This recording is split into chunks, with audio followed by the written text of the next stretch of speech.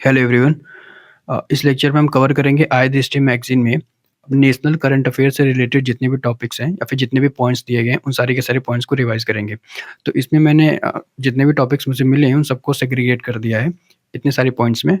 तो इससे क्या होगा कि याद करने में आसानी हो जाएगी। मतलब याद क्या करना है, मतलब माइंड में बना के रखने में आसानी हो जाएगी। तो इसमें जैसे पहला मैंने किया है राष्ट्रीय योजनाएँ और पहल, ठीक? तो जो भी हमारी स्कीम्स और प्रोग्राम से रिलेटेड फैक्ट्स हैं, वो सारे के सारे इसमें कवर किए हैं। तो इसमें भी सेग्रीगेशन कर दिया है। तो पहला जो है वो शैक्षिक और सामाजिक एजुकेशन एंड सोशल पहल, दूसरा कृषि से संबंधित और तीसरा शासन और सामाजिक पहल यानी गवर्नेंस से रिलेटेड है।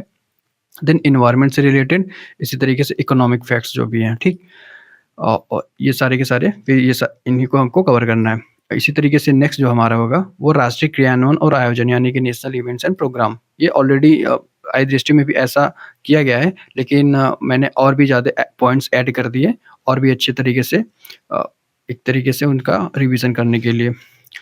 तो नेशनल इवेंट्स एंड प्रोग्राम में गवर्नेंस से रिलेटेड क्या फैक्ट्स हैं, ठीक? तो इसके साथ ही नीति आयोग की जो भी रिलेटेड पॉइंट्स है, संपूर्णता अभियान है, रिसर्च प्रोग्राम, ये सारे के सारे फैक्ट्स को हमको देखने हैं, ठीक? तो नेक्स्ट जो होगा इसी तरीके से कॉन्स्टिट्यूशनल एंड लेजिस्लेटिव इवेंट्स। तो इसमें जो हमारे लीगल जजमेंट्स अभी मतलब रिसेंट में जो जजमेंट्स आए हैं, खासकर जो इलेक्टोरल बॉन्ड को लेकर के और एससी/एसटी रिजर्वेशन को लेकर के और जो भी सुप्रीम कोर्ट के जजमेंट्स हैं, वो सारे के सारे जुडिशियल जजमेंट्स अलग कर दिए हैं। और जो भी संसद के इनिशिएटिव्स हैं या फिर जो नए एक्ट्स पास हुए हैं संसद के द्वारा, यानी कि विधायी सुधार, लेजिस्लेटिव रिफॉर्म्स, उनको अलग कर दिया है। इसी तरीके से इलेक्शंस भी हुए हैं काफ़ी। तो लोकसभा इलेक्शन को अलग है, विधानसभा इलेक्शन इस तरीके से, और देन अदर राज्यों का जो भी इलेक्शन रहा है इस तरीके से। तो हमें मतलब काफ़ी ज़्यादा इ इसको जब ब्रेक करके पढ़ेंगे तो काफ़ी बेटर हो जाता है उसको माइंड में बना के रखना। इस तरीके से इसके बाद रिपोर्ट्स एंड इंडाइसेस को देखेंगे, ठीक? जो नेशनल रिपोर्ट्स एंड इंडाइसेस है। बाकी इंटरनेशनल वाले एनवायरनमेंट में कवर करेंगे और इकोनॉमी वाला तो इकोनॉमी में हो ही गया है। इंटरनेशनल वाले एनवायरनमेंट में नहीं, शायद मैंने एनवायरनमेंट बोल दिया। इंटरनेशनल वाले इंटरनेशनल में कवर करेंगे, एनवायरनमेंट वाला एनवायरनमेंट में, ठीक? देन बुनियादी ढाँचा और प्रौद्योगिकी, ये हमारा टेक्नोलॉजी एंड इंफ्रास्ट्रक्चर, इस पर पॉइंट्स है। फिर अंतर्राष्ट्रीय जो भी इनिशिएटिव्स हुए हैं, ठीक? Then finally schemes and apps, कुछ इंपॉर्टेंट स्कीम्स हैं और ऐप्स हैं गवर्नमेंट के, सारे के सारे पॉइंट्स को कवर करेंगे, ठीक? तो इतने सारे पॉइंट्स में हमें नेशनल अफेयर को कवर करना है। तो नेशनल अफेयर एक बड़ा टॉपिक है, लेकिन ऐसे स्ट्रक्चर्ड वे में जब हम पढ़ेंगे तो काफ़ी अच्छे से हमें क्लियर हो जाएँगी चीज़ें।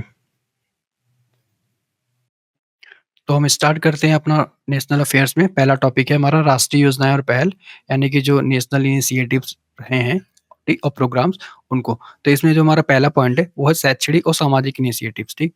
तो स्टार्ट करते हैं फिर। तो इसमें हमें बहुत डीप में जाके चीज़ों को नहीं कवर करना है। बस मैंने सारी भी इर्रेलेवेंट चीज़ों को हटा दिया है, मतलब वही सब एग्ज़ाम पर्सपेक्टिव से इम्पोर्टेंट है, उन्हीं को इंक्लूड किया है। तो बस इसको 2-3 बार रिवाइज़ वीडियो देखने के बाद सारी चीज़ें क्लियर हो जाएँगी। तो एजुकेशन में हमारा पहला है वो है नालंदा यूनिवर्सिटी का अभी जो इनॉग्रेशन हुआ है, ठीक? तो किसने किया था? प्राइम मिनिस्टर नरेंद्र मोदी जी ने किया था। कहाँ पे है? बिहार में है, राजगीर डिस्ट्रिक्ट में। और इसका डिज़ाइन किसने किया था? बीवी दोशी ने किया, ठीक? 455 एकड़ में फैला हुआ है। तो ये बीपीएससी के लिए भी काफ़ी अच्छा पॉइंट बन जाता है, ठीक? बीपीएससी के लिए और यूपी पीसीएस के लिए तो है ही। यूपी पीसीएस में तो कहीं से भी पूछता है। और ये जो भी यूनिवर्सिटी डिज़ाइन की गई है, ये नेट ज़ीरो जो इमिशन का जो टारगेट है, उसके बेसिस पे डिज़ाइन की गई है। यानी कि ऐसा होगा कि जितना इमिशन होगा, उतना ज़्यादा एब्ज़ॉर्प्शन भी होगा कार्बन का। और वैसे नालंदा यूनिवर्सिटी की जो स्थापना किया गया था, वो 427 ईडी में कुमारगुप्त गुप्त डायनेस्टी के किंग थे, कुमारगुप्त ने किया था। और इसको 2016 में यूनेस्को की वर्ल्ड हेरिटेज साइट्स का भी मतलब इसको मिल चुका है, ठीक? तो यूनेस्को की विश्व धरोहर स्थल इसको घोषित किया जा चुका है। नेक्स्ट हमारा है शिक्षा सप्ताह, ठीक? तो नेशनल एजुकेशन पॉलिसी जो 2020 में लॉन्च हुई थी, उसके 4 साल पूरे हो गए हैं। तो 22 जुलाई से 28 जुलाई तक शिक्षा सप्ताह मनाया गया है। किसके लिए? नेशनल एजुकेशन पॉलिसी के 4 साल पूरे होने पर। नेक्स्ट है हमारा एम्स। तो देखो प्राइम मिनिस्टर नरेंद्र मोदी ने 5 नए एम्स को बनाने की बात कही है, ठीक? तो इसका उद्घाटन किया कहाँ पे? एक राजकोट, बठिंडा, रायबरेली, कल्याणी और मंगलगिरी में। इतनी जगहों पे एम्स बनेंगे। तो राजकोट कहाँ पे है? गुजरात में है। बठिंडा ये पंजाब में है। रायबरेली यूपी में है। कल्याणी ये वेस्ट बंगाल में है और मंगलगिरी हैदराबाद में है, ठीक? तो स्टेट्स भी पूछ सकता है, मैच द कॉलम वाले क्वेश्चन में, तो इस वजह से स्टेट्स भी पता होनी चाहिए। मतलब 2 यही थोड़े से कल्याणी और मंगल ग्रह ये पता हो जाए, बाकी ये 3 तो जनरली सबको पता ही होगा। तो टोटल 6,355 15 करोड़ की योजना है ये। अब नेक्स्ट हमारा है Ladakh achieve full literacy rate. तो उल्लास जो एजुकेशन एम्पावरमेंट का जो हमारा प्रोग्राम है सेंट्रल गवर्नमेंट का, तो उसके अंतर्गत लद्दाख को पूर्ण साक्षर जिला घोषित कर दिया गया है। वैभव फेलोशिप क्या है? तो ये department of science and technology ने लॉन्च किया है, ठीक? तो जो विदेशी वैज्ञानिक हैं, इंडियन ओरिजिन के, जो भी फॉरेन में इंडियन ओरिजिन के साइंटिस्ट हैं, उनको इंडिया में अट्रैक्ट करने के लिए, ठीक? मतलब एज़ ए मतलब इंडिया में आकर के काम करें या फिर इंडिया के कोलैबोरेशन में काम करें, इसके लिए वैभव फेलोशिप लॉन्च किया गया है। तो इसके साथ ही एक वैभव पोर्टल भी लॉन्च किया गया है, ठीक? जहाँ से वो कनेक्ट हो सकते हैं। एक समरखा संलग्न केंद्रीय जनजातीय विश्वविद्यालय, ये कहाँ पे है? ये तेलंगाना में बनाया गया है, ठीक? तो सेंट्रल यूनिवर्सिटी एक्ट में अमेंडमेंट किया गया, उसके तहत इसमें 889 या फिर 890 करोड़ की ये यूनिवर्सिटी बनाई गई, मतलब इसके लिए ग्रांट आवंटित किया गया है, ठीक? इतना कहाँ पे है? तेलंगाना में। हमको मतलब बेसिकली हमको जो जो भी हमें ज़्यादा जानने की ज़रूरत है, उसको मैंने रेट से कर दिया, ठीक? तो इस तरीके से हमारा टाइम भी बचेगा, फालतू चीज़ों पे टाइम नहीं जाएगा। पीएम यशस्वी योजना, ये ओबीसी, ईबीसी एंड डीएनटी के लिए। ओबीसी पता ही है, other backward class, EBC economically backward और डीएनटी डीनोटिफाइड ट्राइब्स, ठीक? तो उनके जो सोशल सामाजिक कल्याण और सशक्तिकरण के लिए, यानी कि सोशल जस्टिस एंड एम्पावरमेंट के लिए लॉन्च किया गया है, ठीक? तो कौन-कौन से हैं? OBC, EBC and DNT. देखो ओबीसी, ईबीसी तो पता ही है, ठीक है। जनरली जितने भी स्कीम्स होंगे तो उसमें ये दोनों तो इंक्लूड करे किए ही जाएँगे। बाकी डीएनटी भी है, इसको भी पता होना चाहिए, ठीक? प्रोजेक्ट अस्मिता, ये यूजीसी ने लॉन्च किया है, ठीक? तो इसमें क्या होगा कि जो 22,000 किताबों का इंडियन लैंग्वेजेज़ में ट्रांसलेशन किया जाएगा, ठीक? इंडियन लैंग्वेजेज़ में ट्रांसलेशन, अस्मिता के अंतर्गत ट्रांसलेशन होगा इंडियन बुक्स का। जियो पारसी पोर्टल, ये हमारे सेंट्रल मिनिस्टर किरण रिजिजू, जो हमारे मिनिस्टर ऑफ माइनॉरिटी अफेयर्स हैं, इन्होंने लॉन्च किया है पारसी समुदाय के लिए। उनकी जनसंख्या की जो मतलब उनकी जो पॉपुलेशन दिन-ब-दिन घटती जा रही है, उसको कैसे इम्प्रूव किया जाए, इसके लिए लॉन्च किया है जियो पारसी पोर्टल। और विज़न एनएक्सटी, ठीक? ये जो टेक्सटाइल मिनिस्टर हैं, गिरिराज सिंह जी द्वारा लॉन्च किया गया, कहाँ? National institute of fashion technology में, ठीक? तो ये क्या करता है? ये बेसिकली एक रिसर्च लीड इनिशिएटिव्स है, मतलब एआई बेस्ड एक मॉडल है, जिसमें इंडियन में फैशन का ट्रेंड क्या रहा है पास्ट में और अभी फ्यूचर में क्या होने वाला है, उसको बताएगा, ठीक? That track and predict the fashion trend in India, ठीक? अब भारत रत्न, अभी 5 लोगों को भारत रत्न दिया गया, तो उसमें पहले कौन थे? कर्पूरी ठाकुर है, एम एस स्वामीनाथन जी हैं, लाल कृष्ण आडवाणी जी हैं, चौधरी चरण सिंह जी हैं और पीवी नरसिम्हा राव जी हैं। मतलब ये सारे के सारे इनको मिला है, जो वो पोस्थोमस यानी कि मरणोपरांत मिला है। तो इसमें से जो 4 हैं, वो डायरेक्ट पॉलिटिक्स से जुड़े हुए थे, एम एस स्वामीनाथन जी को छोड़ कर के। और ये कौन थे? ये जो ग्रीन रिवॉल्यूशन इंडिया में लेके आए थे, तो इसके ये पायनियर बोल सकते हैं या फिर उसके जनक मतलब माने जाते हैं, ठीक? एम एस स्वामीनाथन जी। तो अभी इनकी भी डेथ हुई थी हाल ही में। तो कर्पूरी ठाकुर ये बिहार के पूर्व सीएम रह चुके हैं। लाल कृष्ण आडवाणी जी इंडिया के पूर्व डिप्टी सी अ डिप्टी पीएम रह चुके हैं, ठीक? पूर्व उप प्रधानमंत्री। और चौधरी चरण सिंह ये इंडिया के 5वें पीएम रहे थे, ठीक? और ये भी प्राइम मिनिस्टर रहे हैं, नरसिम्हा राव जी। और इकोनॉमिक रिफॉर्म जो हुआ था, यानी कि आर्थिक सुधार के टाइम में यही देश के प्राइम मिनिस्टर थे। और उस समय जो एक प्राइम मिनिस्टर जो थे, ये पीवी नरसिम्हा राव जी थे, ठीक? तो इतनी बातें तो भारत रत्न के बारे में। इससे बस इतना ही जानना है, इससे ज़्यादा इनकी अब पॉलिटिकल बैकग्राउंड क्या था या फिर जो भी इनकी पर्सनल लाइफ के बारे में इतना डिटेल में नहीं जानना है। बस हमको ये पता होना चाहिए कौन-कौन से स्टेट से डायरेक्ट जुड़े हुए थे। तो एग्रीकल्चर मतलब ए एग्रीकल्चर नहीं, एजुकेशन एंड सोसाइटी से रिलेटेड बातें हो गई। अब एग्रीकल्चर से रिलेटेड बातें करते हैं, ठीक? तो अभी देखो कैबिनेट ने 7 स्कीम्स को मतलब एक तरीके से ग्रीन सिग्नल दे दिया। कौन-कौन सी स्कीम्स हैं, इनके बारे में पूछ सकता है, नेम पूछ सकता है डायरेक्ट, ठीक? किस लिए? एग्रीकल्चर में इम्प्रूवमेंट के लिए। अभी जो किसान बिल लेके आए थे, वो तो फेल हो गया, ठीक? हो नहीं पाया। तो उसी से मिलता-जुलता कुछ लेके आए हैं स्कीम्स।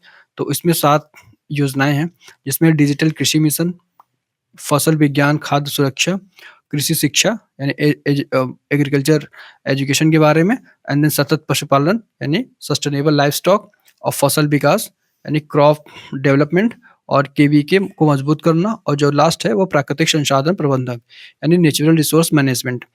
तो अगर बहुत डीप में क्वेश्चन पूछेगा तो इनको जो बजट ग्रांट के मतलब दिया गया है, इनका जो शेयर है उसको पूछ सकता है, या तो फिर डायरेक्ट मतलब ज़्यादातर अगर पॉसिबिलिटी हो तो डायरेक्ट स्कीम्स के बारे में। तो ये याद पता होना चाहिए, मतलब डिजिटल कृषि मिशन में क्या-क्या है, इसकी बहुत डिटेल में जाने की ज़रूरत नहीं है। बशर्ते जो भी है सब एग्रीकल्चर के टेक्नोलॉजिकल तरीके से डेवलपमेंट करने के लिए है।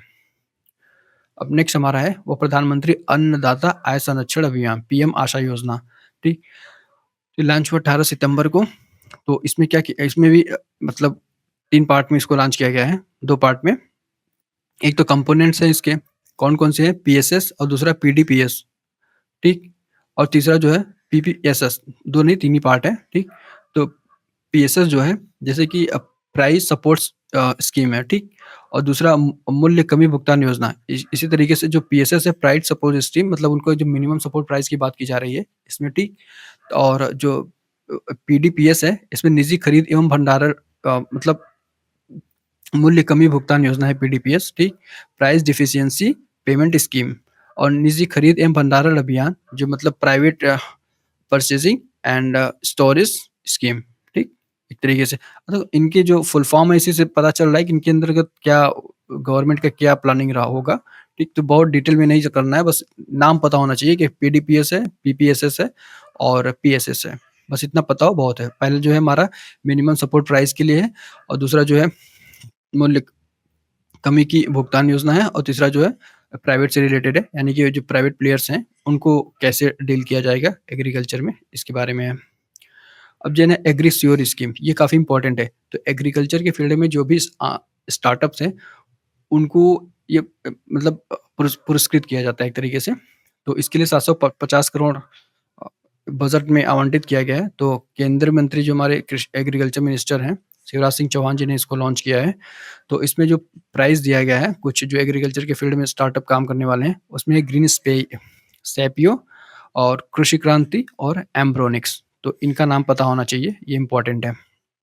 और NPSS, national paste surveillance system, ये एक एआई बेस्ड, यानी कि artificial intelligence based surveillance system है, जो कि एग्रीकल्चर के फील्ड में जो पेस्ट है उसको सर्विलांस करने के लिए लाया गया है, जो हमारे सेंट्रल एग्रीकल्चर मिनिस्टर है शिवराज सिंह चौहान जी द्वारा।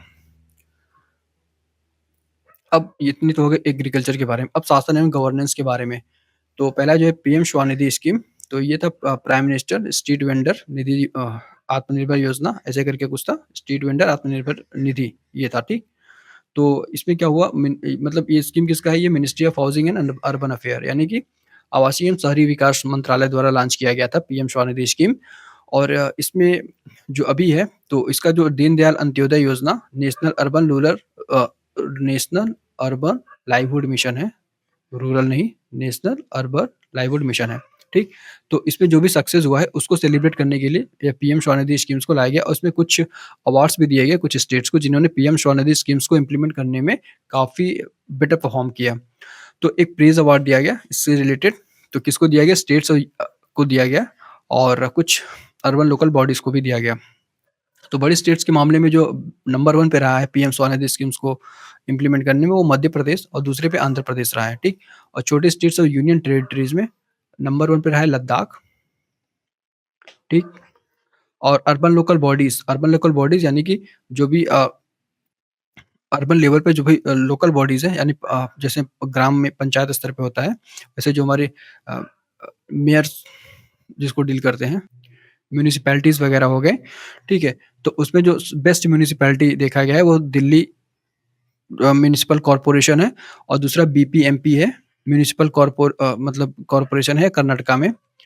और अगला अहमदाबाद म्युनिसिपल कॉर्पोरेशन, फिर उज्जैन म्युनिसिपल कॉर्पोरेशन, ठीक? तो ये तो अर्बन लोकल बॉडीज़ में 2 पता होने चाहिए बस टॉप के, दिल्ली देन बीपीएमपी। और एक स्वनिधि से समृद्धि पुरस्कार दिया गया बनारस को। स्वनिधि से समृद्धि पुरस्कार बनारस को दिया गया, ये यूपी पीसीएस के लिए काफ़ी इंपॉर्टेंट पॉइंट है, ठीक? अब नेक्स्ट हमारा है जल जीवन मिशन के 5 साल पूरे हो गए। तो जल जीवन मिशन कब लॉन्च किया गया था? 15 अगस्त 2019 को, 15 अगस्त 2019 को प्राइम मिनिस्टर नरेंद्र मोदी जी द्वारा लॉन्च किया गया था। तो इसमें 5 साल पूरे होने पर इसका जो आउटपुट निकल के आया है कि वर्तमान में कुल 15 करोड़ घरों को अभी तक जल जीवन मिशन के अंतर्गत कनेक्ट किया जा चुका है, ठीक? और ये जो टोटल हमारा टारगेट है उसका करीब 78% है। उसका जो 15 करोड़ टारगेट अचीव हुआ है और उसका करीब 78% है। यानी कि अभी हमें कम से कम 22% अभी चीज़ों को और कवर करना है। तो national forensic infrastructure enhancement scheme, ये अगला जो हमारा पॉइंट है वह, तो इसमें क्या है, एनएफआईईएस, ठीक, एनएफआईईएस लॉन्च किया गया है। इसमें क्या होगा कि इसके लिए बजट में इतना आवंटित किया गया है, तो इसमें लैब्स बनाए जाएंगे सारे यूनियन टेरिटरीज और स्टेट्स में। तो फोरेंसिक लैब्स बनाए जाएंगे, क्योंकि हमारा जो अभी चेंज हो गया, लॉ भी चेंज कर दिया गया है जो भी लीगल सिस्टम में, ठीक। तो बीएनएसएस और बीएनएस इंट्रोड्यूस कर दिया गया है, तो उसपे फोरेंसिक पे काफ़ी ज़्यादा प्रेशर दिया गया है, तो इस वजह से, तो इस तरीके से इंफ्रास्ट्रक्चर बनाने से ही तो एक तरीके से चीज़ें बेटर हो पाएँगी। तो बस इतना पता होना चाहिए। तो फोरेंसिक इंफ्रास्ट्रक्चर में फोरेंसिक लैब्स बनाए जाएँगे, ऑफ कैंपस बनाए जाएँगे, ऑन कैंपस भी बन सकता है उसके बाद। अब सेमिकॉन इंडिया, अब ये यूपी पीसीएस के लिए काफ़ी इम्पोर्टेंट है। क्यों इम्पोर्टेंट है? क्योंकि ये ऑर्गेनाइज़ कहाँ किया गया था? नोएडा में। और पार्टिसिपेंट्स में जो हेड थे उसके, पीएम मोदी जी द्वारा उद्घाटन किया गया था, ठीक? 11 से 13 सितंबर, डेट भी पूछ सकता है। और इस मतलब इसका पर्पज़ क्या है? तो इंडिया को एक सेमीकंडक्टर हब बनाने के लिए इस पर बात चल रही है, ठीक? तो इसी के लिए सेमिकॉन इंडिया लॉन्च किया गया था, इंडिया को एक सेमीकंडक्टर हब बनाने के लिए। तो इसमें कुछ योजनाएँ लॉन्च की गई, जैसे सेमीकंडक्टर फैब्स, डिस्प्ले फैब्स, इस तरीके की योजनाएँ लॉन्च की गई थी। अब हेमा समिति रिपोर्ट, ये केरला से रिलेटेड है, ठीक? तो जो सेक्सुअल हैरेसमेंट्स इन केरला फ़िल्म इंडस्ट्री, ऐसा कुछ अभी मैटर चल रहा था, तो उसको इन्वेस्टिगेट करने के लिए हेमा कमेटी एक रिपोर्ट बनाई गई थी। तो वो रिपोर्ट ने अपना जो भी आउटकम दिया है, ठीक? तो कुल मिलाकर के ये पता होना चाहिए कि हाँ, ये एक सेक्सुअल हैरेसमेंट से रिलेटेड है और केरला से रिलेटेड है, ठीक? अब देन केरला का ई-गवर्नेंस, देखो केरला में ई-गवर्नेंस को मामले में मतलब फर्स्ट स्टेट बन गया है। तो वहाँ के जो चीफ मिनिस्टर है पिनराई विजयन ने, तो मई 2023 में केरला को भारत का फर्स्ट पूरी तरीके से ई-शासित राज्य डिक्लेयर किया, ठीक? तो ये भी इम्पोर्टेंट पॉइंट है। फर्स्ट ई गवर्न्ड स्टेट, पूरी fully in E governed state बन गया है। बाकी ई गवर्नेंस तो हर स्टेट में चलता है। फुल्ली ई गवर्न्ड स्टेट कौन बन गया है? केरला। नेक्स्ट है महतारी बंधन योजना। महतारी बंधन योजना छत्तीसगढ़ में लॉन्च किया गया प्राइम मिनिस्टर नरेंद्र मोदी जी द्वारा। इसमें जो विवाहित महिलाएँ हैं उनको ₹1000 पर माह में दिया जाएगा, ठीक? तो उनके जो हेल्थ एंड न्यूट्रिएंट्स को और उनकी सेफ्टी के लिए। तो किसके माध्यम से दिया जाएगा? डीबीटी के माध्यम से, यानी कि डायरेक्ट उनके अकाउंट में ट्रांसफर किया जाएगा। नेक्स्ट हमारा है टेलीमानस योजना। तो टेलीमानस योजना ये एएफएमसी पुणे में इसका उद्घाटन किया गया। एएफएमसी मतलब एयर फोर्स मेडिकल कॉलेज। तो ये जो मेंटल हेल्थ पर फ़ोकस्ड है, ठीक? टेलीमानस योजना एक तरीके से मेंटल हेल्थ को कैसे इम्प्रूव किया जाए, उसको लेकर के है। तो बस इतना पता होनी चाहिए फैक्ट्स हमें। अब देखेंगे चिंतन शिविर कॉन्फ्रेंस, ये कहाँ पे ऑर्गेनाइज़ किया गया था? तो इसका आयोजन किया गया था आगरा में, ठीक? तो पार्टिसिपेंट्स में जो हेड थे वो डॉक्टर वीरेंद्र कुमार थे। एक और उनका जो मानना था कि जो मतलब इसका पर्पस क्या था, तो चिंतन शिविर, तो चिंतन से जैसे निकल के आ रहा है, तो चिंतन किसी बात को लेकर के वो जो पहले हो चुकी है या फिर कंटिन्यू है, उस पर कुछ अपना सोच विचार करना। तो ये क्या था, जो अभी हम गवर्नमेंट की जो योजनाएँ चल रही हैं, तो उनका कितना इम्प्लीमेंटेशन हुआ, उसका कितना इम्पैक्ट रहा, उसी को लेकर के चिंतन शिविर का आयोजन किया गया था आगरा में, ठीक? अब इतने तो हमारे हो गए, कौन से थे? गवर्नेंस एंड सोशल इनिशिएटिव, सामाजिक और शासकीय पहल जो भी था। अब एनवायरनमेंट से रिलेटेड, तो ग्रो इनिशिएटिव लाया गया है नीति आयोग के द्वारा। तो किसके लिए? कृषि वनीकरण और बंजर भूमि की पुनर्स्थापना, यानी कि एग्रो फॉरेस्ट्री के लिए और रिजुविनेशन ऑफ बैरन लैंड्स, ठीक? एग्रो फॉरेस्ट्री और बैरन लैंड्स को कैसे इम्प्रूव किया जाए, उसके लिए नीति आयोग ने लॉन्च किया है ग्रो इनिशिएटिव। तो हमें ये पता होना चाहिए ग्रो इनिशिएटिव किससे रिलेटेड है, तो एनवायरनमेंट से रिलेटेड है, एक मतलब लैंड्स इम्प्रूवमेंट से रिलेटेड है, लैंड रिजुविनेशन से रिलेटेड है और नीति आयोग ने इसको लॉन्च किया है। बस इतनी बातें पता होनी चाहिए। अब प्रधानमंत्री सूर्योदय योजना, ठीक? ये प्राइम मिनिस्टर नरेंद्र मोदी जी द्वारा लॉन्च किया गया 22 जनवरी 2024 को।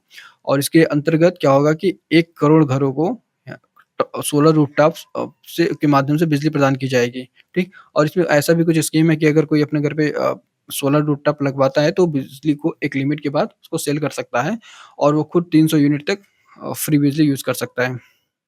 नीतिश डिवाइस, तो ये बिहार का जो स्टेट डिज़ास्टर मैनेजमेंट अथॉरिटी है, यानी कि जो राज्य आपदा प्रबंधन के लिए जो बिहार में मतलब स्टेट डिज़ास्टर बोर्ड है, उसने लॉन्च किया है। तो बिहार में जो भी जैसे बहुत फ्रीक्वेंटली बाढ़ आते रहते हैं और लाइटनिंग होती रहती है, तो उसको जो भी डिज़ास्टर रिलेटेड डाटा है या फिर डिज़ास्टर रिलेटेड इवेंट्स है, उनको मॉनिटर करने के लिए और जो भी लोगों तक पहुँचाने के लिए नीतीश डिवाइस को लॉन्च किया गया है। इसके लिए Bihar state disaster management authority के द्वारा। अब सुनहरा बाग यानी कि गोल्डन टाइगर, ये कहाँ देखा गया था? असम के काज़ीरंगा नेशनल पार्क में देखा गया।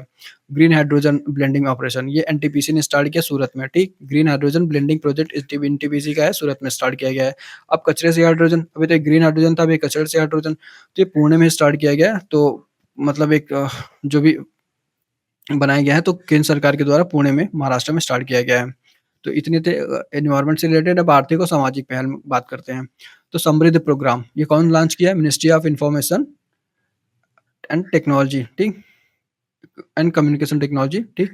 तो इसको लॉन्च किया अगस्त 2021 में लॉन्च किया गया था समृद्ध प्रोग्राम। इसमें क्या होगा, जैसे कि हमारा एग्रीश्योर था ना, एग्रीश्योर हमने अभी देखा कि जो एग्रीकल्चर के फील्ड में स्टार्टअप काम कर रही है उनको दिया गया, और समृद्ध प्रोग्राम जो सॉफ्टवेयर डेवलपमेंट के फील्ड में जो स्टार्टअप काम कर रही है उनको प्राइज़ दिया जाता है इसमें, ठीक? तो 300 सॉफ्टवेयर्स डेवलप स्टार्टअप्स, तो इसमें दिया क्या जाता है, उनको 40 लाख का जो अ, हेल्प की जाती है, 40 लाख तक की फाइनेंशियल हेल्प करता है। और इनके जो मार्केट में कैसे वो अपने आप को मेंटेन रख पाएँ, और उनका जो इन्वेस्टर्स कैसे मिले, इन सब बातों पे फोकस करता है ये समृद्धि प्रोग्राम। तो हमको इतना पता होना चाहिए, लॉन्च करने वाला सूचना प्रौद्योगिकी मंत्रालय, ठीक? मैटी जिसको बोलते हैं शॉर्ट में, और सॉफ्टवेयर स्टार्टअप्स के लिए है। सुभद्रा स्कीम, ये तो प्राइम मिनिस्टर नरेंद्र मोदी जी द्वारा लॉन्च किया गया उड़ीसा में, ठीक? जैसे महतारी बंधन योजना किसके लिए था? छत्तीसगढ़ में था, तो सुभद्रा ये कहाँ के लिए? उड़ीसा के लिए है। तो ये भी वुमेन सेंट्रिक स्कीम है, महिला केंद्रित है, तो ₹10,000 प्रतिवर्ष दिया जाएगा। उसमें कितना? ₹1,000 पर माह था, ठीक? इसमें ₹10,000 पर प्रतिवर्ष दिया जाएगा 21 से 60 वर्ष की आयु की महिलाओं को, और जो लो इनकम फैमिली की महिलाएँ हैं उनको दिया जाएगा। अब शिल्पी दीदी स्कीम, ठीक? तो इसमें क्या होगा? शिल्पी का मतलब होता है जो एक तरीके से शिल्प का काम कर रही हैं, उन महिलाओं को के लिए ये स्कीम है, ठीक? तो उनको फाइनेंशियल इंडिपेंडेंस कैसे बनाया जाए? तो उसके लिए शिल्पी दीदी स्कीम लाई गई है। तो 100 शिल्पी दीदियाँ शामिल हैं, जिसमें 23 राज्यों और 30 मतलब क्राफ्ट्स यानी कि शिल्प उसमें शामिल है। इस स्कीम के अंतर्गत इतनी चीज़ें कवर की जाएँगी। तो शिल्प क्या होते हैं? जो क्राफ्ट्स होते हैं, खासकर जो हैंडीक्राफ्ट्स, ज़्यादातर शिल्प में हैंडीक्राफ्ट्स ही आते हैं, जो हाथ से क्राफ्ट बनाए जाते हैं, ठीक? और जिनको शॉर्ट में कभी-कभी बुनकर भी कह देते हैं। लखपति दीदी सम्मेलन, लखपति दीदी सम्मेलन का ये क्या जलगाँव महाराष्ट्र में किया गया। प्राइम मिनिस्टर जो हमारे नरेंद्र मोदी जी हैं, उन्होंने ही किया। और इसमें 11 लाख लखपत दीदियों को, देखो लखपत दीदी कौन होती है? वो वुमेन जो किसी वुमेन सेल्फ हेल्प ग्रुप से जुड़ी हुई हैं, और उस वुमेन सेल्फ हेल्प ग्रुप यानी कि स्वयं सहायता समूह जिसको बोलते हैं, उसकी जो एनुअल इनकम है 1 लाख से ज़्यादा हो, ठीक? तो ऐसी 11 लाख लखपत दीदियों को गवर्नमेंट क्या करता है, एक तरीके से उनको फाइनेंशियल सपोर्ट करता है, और उसके लिए एक बजट भी आवंटित किया गया है 2500 करोड़ का, ठीक? तो 3 करोड़ लखपत दीदियाँ बनने का जो मतलब अब 11 लाख क्या है, वुमेन सेल्फ हेल्प ग्रुप है, और उससे 3 करोड़ लखपत दीदी बनाएँगे, मतलब उनको लखपति बनाने का योजना है। मतलब इतना कि उनका एनुअल लाख रुपए कमाना स्टार्ट वुमेन कमा सके।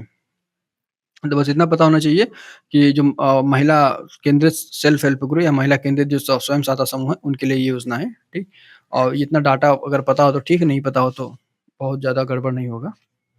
पीएम जनमन योजना, तो इसके लिए ये किसके लिए है? पर्टिकुलर वल्नरेबल ट्राइब्स, ठीक? जो हमारे बहुत ही कम है इनकी संख्या, करीब 75 के अराउंड है ट्राइब्स में।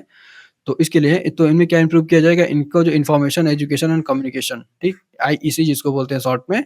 तो इस पार्ट को इम्प्रूव करने के लिए पीवीटीज़ का ये पीएम जनमन योजना लाया गया है। यानी कि information, education and communication improve करने का मतलब उनसे कनेक्शन एक तरीके से मजबूत बनाने के लिए है। तो कौन लॉन्च करेगा? ज़ाहिर-सी बात है, ट्राइबल से रिलेटेड ट्राइबल मिनिस्ट्री लॉन्च करेगी, मिनिस्ट्री ऑफ ट्राइबल अफेयर्स का है।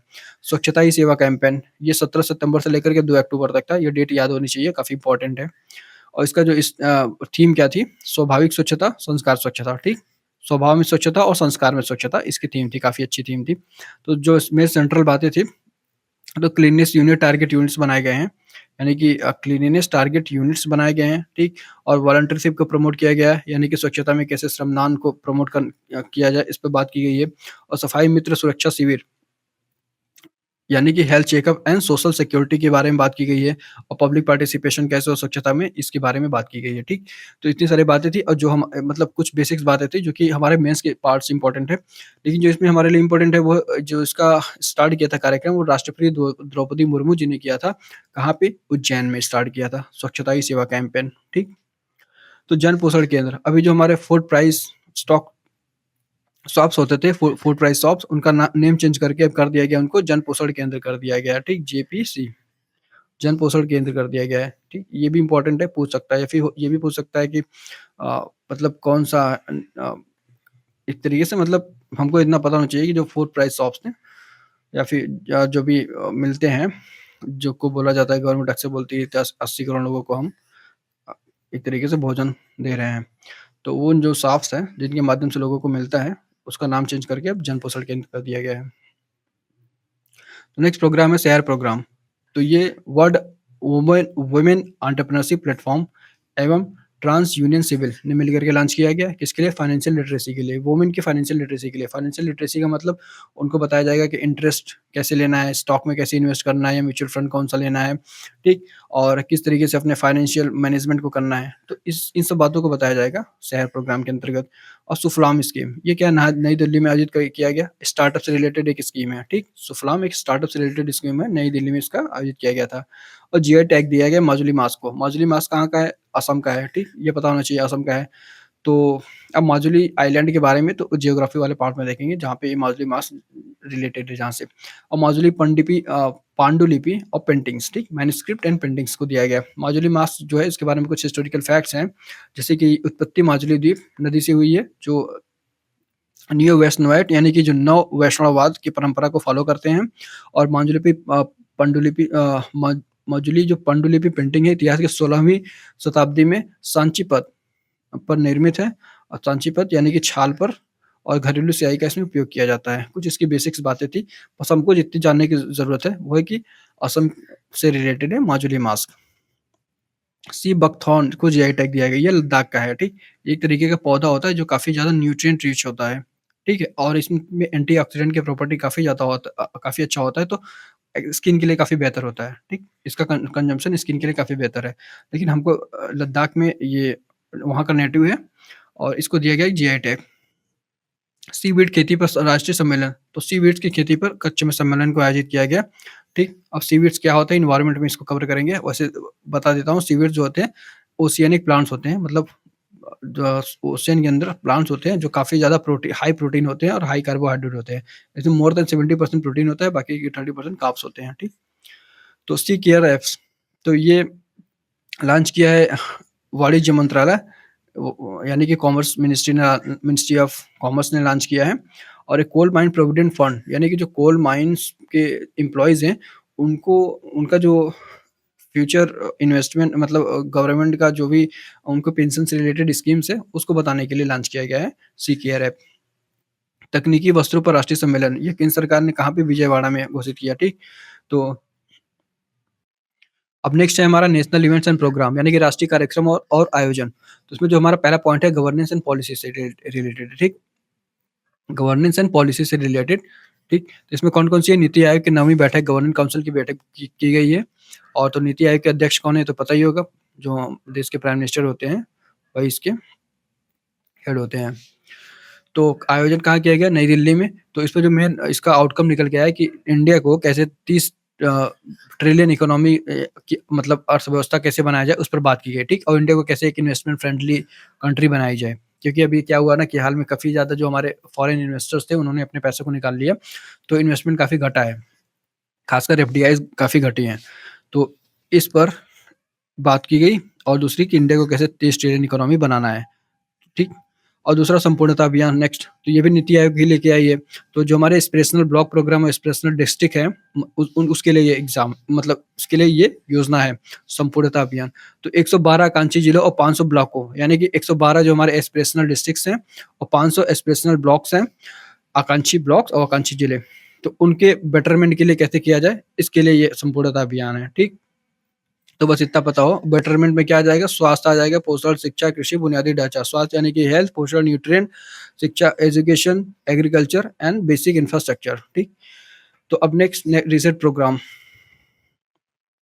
रीसेट प्रोग्राम क्या है? ये नई दिल्ली में लॉन्च किया गया है। तो रीसेट प्रोग्राम के अंतर्गत जो हमारे एथलीट्स हैं, रिटायर्ड हो चुके हैं, अगर उन्होंने किसी भी नेशनल या इंटरनेशनल इवेंट्स में कोई मेडल जीता है, तो उनको क्या करेगी गवर्नमेंट, अ, एक तरीके से उनको या तो एम्प्लॉयमेंट देगी या तो पेंशन देगी। लेकिन एक कंडीशन है कि उनकी एज जो होनी चाहिए 20 से 50 साल के बीच होनी चाहिए और उन्होंने नेशनल या इंटरनेशनल इवेंट में कोई ना कोई मेडल लेके आया हो। ठीक? तो क्या करेगी एम्प्लॉयमेंट अपॉर्च्युनिटी यानी रोज़गार के अवसर देगी। अगर रोज़गार के अवसर नहीं प्रोवाइड कर पाती तो उनको एक तरीके से पेंशन पेंशन तो वैसे भी मिलता ही है। भारत में इंटरनेट की की स्वतंत्रता। तो इंडिया में इंटरनेट के मामले में इंटरनेट के शटडाउन के मामले में दुनिया में नंबर 1 पे है। तो 2016 से 2019 का डाटा है, तो इंडिया में इंटरनेट जो शटडाउन हुआ है 780 बार हुआ है, 2000 मतलब 23 तक। केरला की ई-गवर्नेंस है, तो हमने देख ही लिया वहाँ के जो चीफ मिनिस्टर है पिनाई विजयन ने और डिक्लेयर किया कि केरला इंडिया का पहला पूरी तरीके से फुल्ली ई-गवर्न्ड स्टेट बन गया है। अब नेक्स्ट हमारा साइंटिफिक एंड कल्चरल जो इवेंट्स हुए हैं, उसमें लाइफ जो प्रोग्राम है, ठीक है, मिशन लाइफ जो पर्यटन को बढ़ावा देने के लिए है, तो उसमें भारत मंडप में उससे रिलेटेड कार्यक्रम को ऑर्गेनाइज किया गया और कुछ गाँवों को सम्मानित किया गया जिन्होंने पर्यटन को प्रमोट करने के लिए, उसके बेटरमेंट के लिए काफ़ी अच्छा परफॉर्म किया। तो इसमें दाबर कुछ हो सकता है गाँव उसका डायरेक्ट नेम देकर के पूछ लिए कौन से स्टेट से बिलॉन्ग करता है। तो जो है दावर है, समोली है, रेक मिज़ोरम से है और कंथोल केरला का है, मदला एमपी का है गाँव है, ठीक? इतने सारे गाँव हैं। और नेक्स्ट हमारा होयसल मंदिर है, तो यूनेस्को की विश्व धरोहर में शामिल कर लिया गया है। होयसल के मंदिर, ये कहाँ पे है? कर्नाटका में। 12वीं से 13वीं शताब्दी के सारे मंदिर हैं। इसमें से 3 इंपॉर्टेंट मंदिर हैं जिनको शामिल किया गया है। एक है चेनाकेश्वर मंदिर जो कि बेलूर में है, होलेश्वर मंदिर ये हालेबीड में है और केशव मंदिर सोमनाथपुरा में है, ठीक? जो कि भगवान श्री कृष्ण को समर्पित है। तो ये सारे के सारे मंदिर हैं उत्तर भारत या नागरी और दक्षिण भारत की श्रेणी में बनाए गए हैं, मतलब एक कॉमन है, ठीक? यानी कि साउथ नागर श्रेणी और द्रविड़ श्रेणी दोनों का मिक्स है। होयसल के मंदिर दोनों का मिक्स है। तो कौन-कौन से मंदिर पता ही हो गया, होयसलेश्वर, चेनकेश्वर और केशव मंदिर। नेक्स्ट हमारा है खेल उत्सव के बारे में, तो ये सूचना और प्रसारण मंत्रालय यानी कि मेटी ने लॉन्च किया है और तो इसमें क्या मेजर ध्यानचंद के बर्थडे पर खेल का आयोजित किया गया और प्राइज़ को दिया गया, डिस्ट्रीब्यूट किया गया, ठीक? तो उसमें जो खेलों को आयोजित किया गया था उसमें कौन से थे? खेल में क्रिकेट था, हॉकी था, बैडमिंटन था और टेबल टेनिस था, यही 4 खेल थे, ठीक? क्रिकेट, हॉकी, बैडमिंटन और टेबल टेनिस। ये दोनों आपस में रिलेटेड है, क्रिकेट और हॉकी, बैडमिंटन और टेबल टेनिस आपस में रिलेटेड है, इस तरीके से याद हो जाएगा, ठीक? अब छत्रपति शिवाजी की प्रतिमा गिर गई थी, अभी हाल ही में गिरी थी। कहाँ पे बनाया गया था? राजकोट के किला सिंधुदुर्ग में। तो महाराष्ट्र में है ये और बनाया कब गया था? नौसेना दिवस पर, पिछले साल नौसेना दिवस पर, जो कि होता है 4 दिसंबर को। अब एशियाई बौद्ध सम्मेलन, एशिया में बौद्ध कॉन्फ्रेंस का आयोजन कहाँ किया गया था? नई दिल्ली में, ठीक? नई दिल्ली में आयोजन किया गया था, तो इसका जो आउटकम निकल के आया कि उन्होंने जो भी एशियन बौद्ध थे, वहाँ पे जो भी पार्टिसिपेंट्स थे, उन्होंने दलाई लामा को अपना बुद्धों का सबसे बड़ा नेता डिक्लेयर किया, ठीक? और सार्वभौम सर्वोच्च नेता डिक्लेयर किया किसको? दलाई लामा को। ये हमको पता होना चाहिए। 8वां धम्म धर्म सम्मेलन, ये धम्म धर्म सम्मेलन किस लिए ऑर्गेनाइज़ किया जाता है? तो जो हिंदुइज़्म और बुद्धिज़्म के जो कॉमन ट्रेड्स हैं, उनको सेलिब्रेट किया जाता है, ठीक? तो इसमें पार्टिसिपेंट्स कौन थे? जो हमारे जो वाइस प्रेज़िडेंट हैं, जगदीप धनखड़ जी ने उन्होंने पार्टिसिपेट किया था। तो हिंदू और बौद्ध दर्शन की साझा पहचान को बढ़ावा देने के लिए सेलिब्रेट किया जाता है। कहाँ पे हुआ था?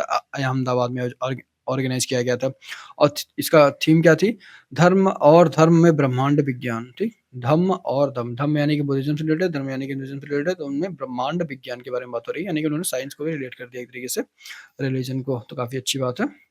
अब नेक्स्ट हमारा राम मंदिर के बारे में, तो इसकी जो प्राण प्रतिष्ठा कब की गई राम मंदिर की? 22 जनवरी 2024 को की गई थी और किसने किया था? प्राइम मिनिस्टर नरेंद्र मोदी ने किया था और उनके साथ-साथ और भी लोग जो प्रेज़ेंट थे, 3 लोग थे, कौन थे? मोहन भागवत जो आरएसएस हेड हैं, आरएसएस के प्रमुख और दूसरा चीफ मिनिस्टर साहब योगी आदित्यनाथ जी और जो हमारे राज्यपाल हैं आनंदीबेन पटेल, ठीक? वहाँ पे प्रेज़ेंट थी। और कुछ कार्यक्रम को ऑर्गेनाइज़ किया गया जैसे संगीत का कार्यक्रम यतीन्द्र मिश्रा जी के नेतृत्व में ऑर्गेनाइज़ किया गया था जिसको बोला गया मंगल ध्वनि और आर्किटेक्चर इसके किसने डिज़ाइन किया था राम मंदिर का? तो L L and T group ने इसको डिज़ाइन किया था। एल एन टी ग्रुप यानी कि लार्सन एंड टर्बो ग्रुप ने।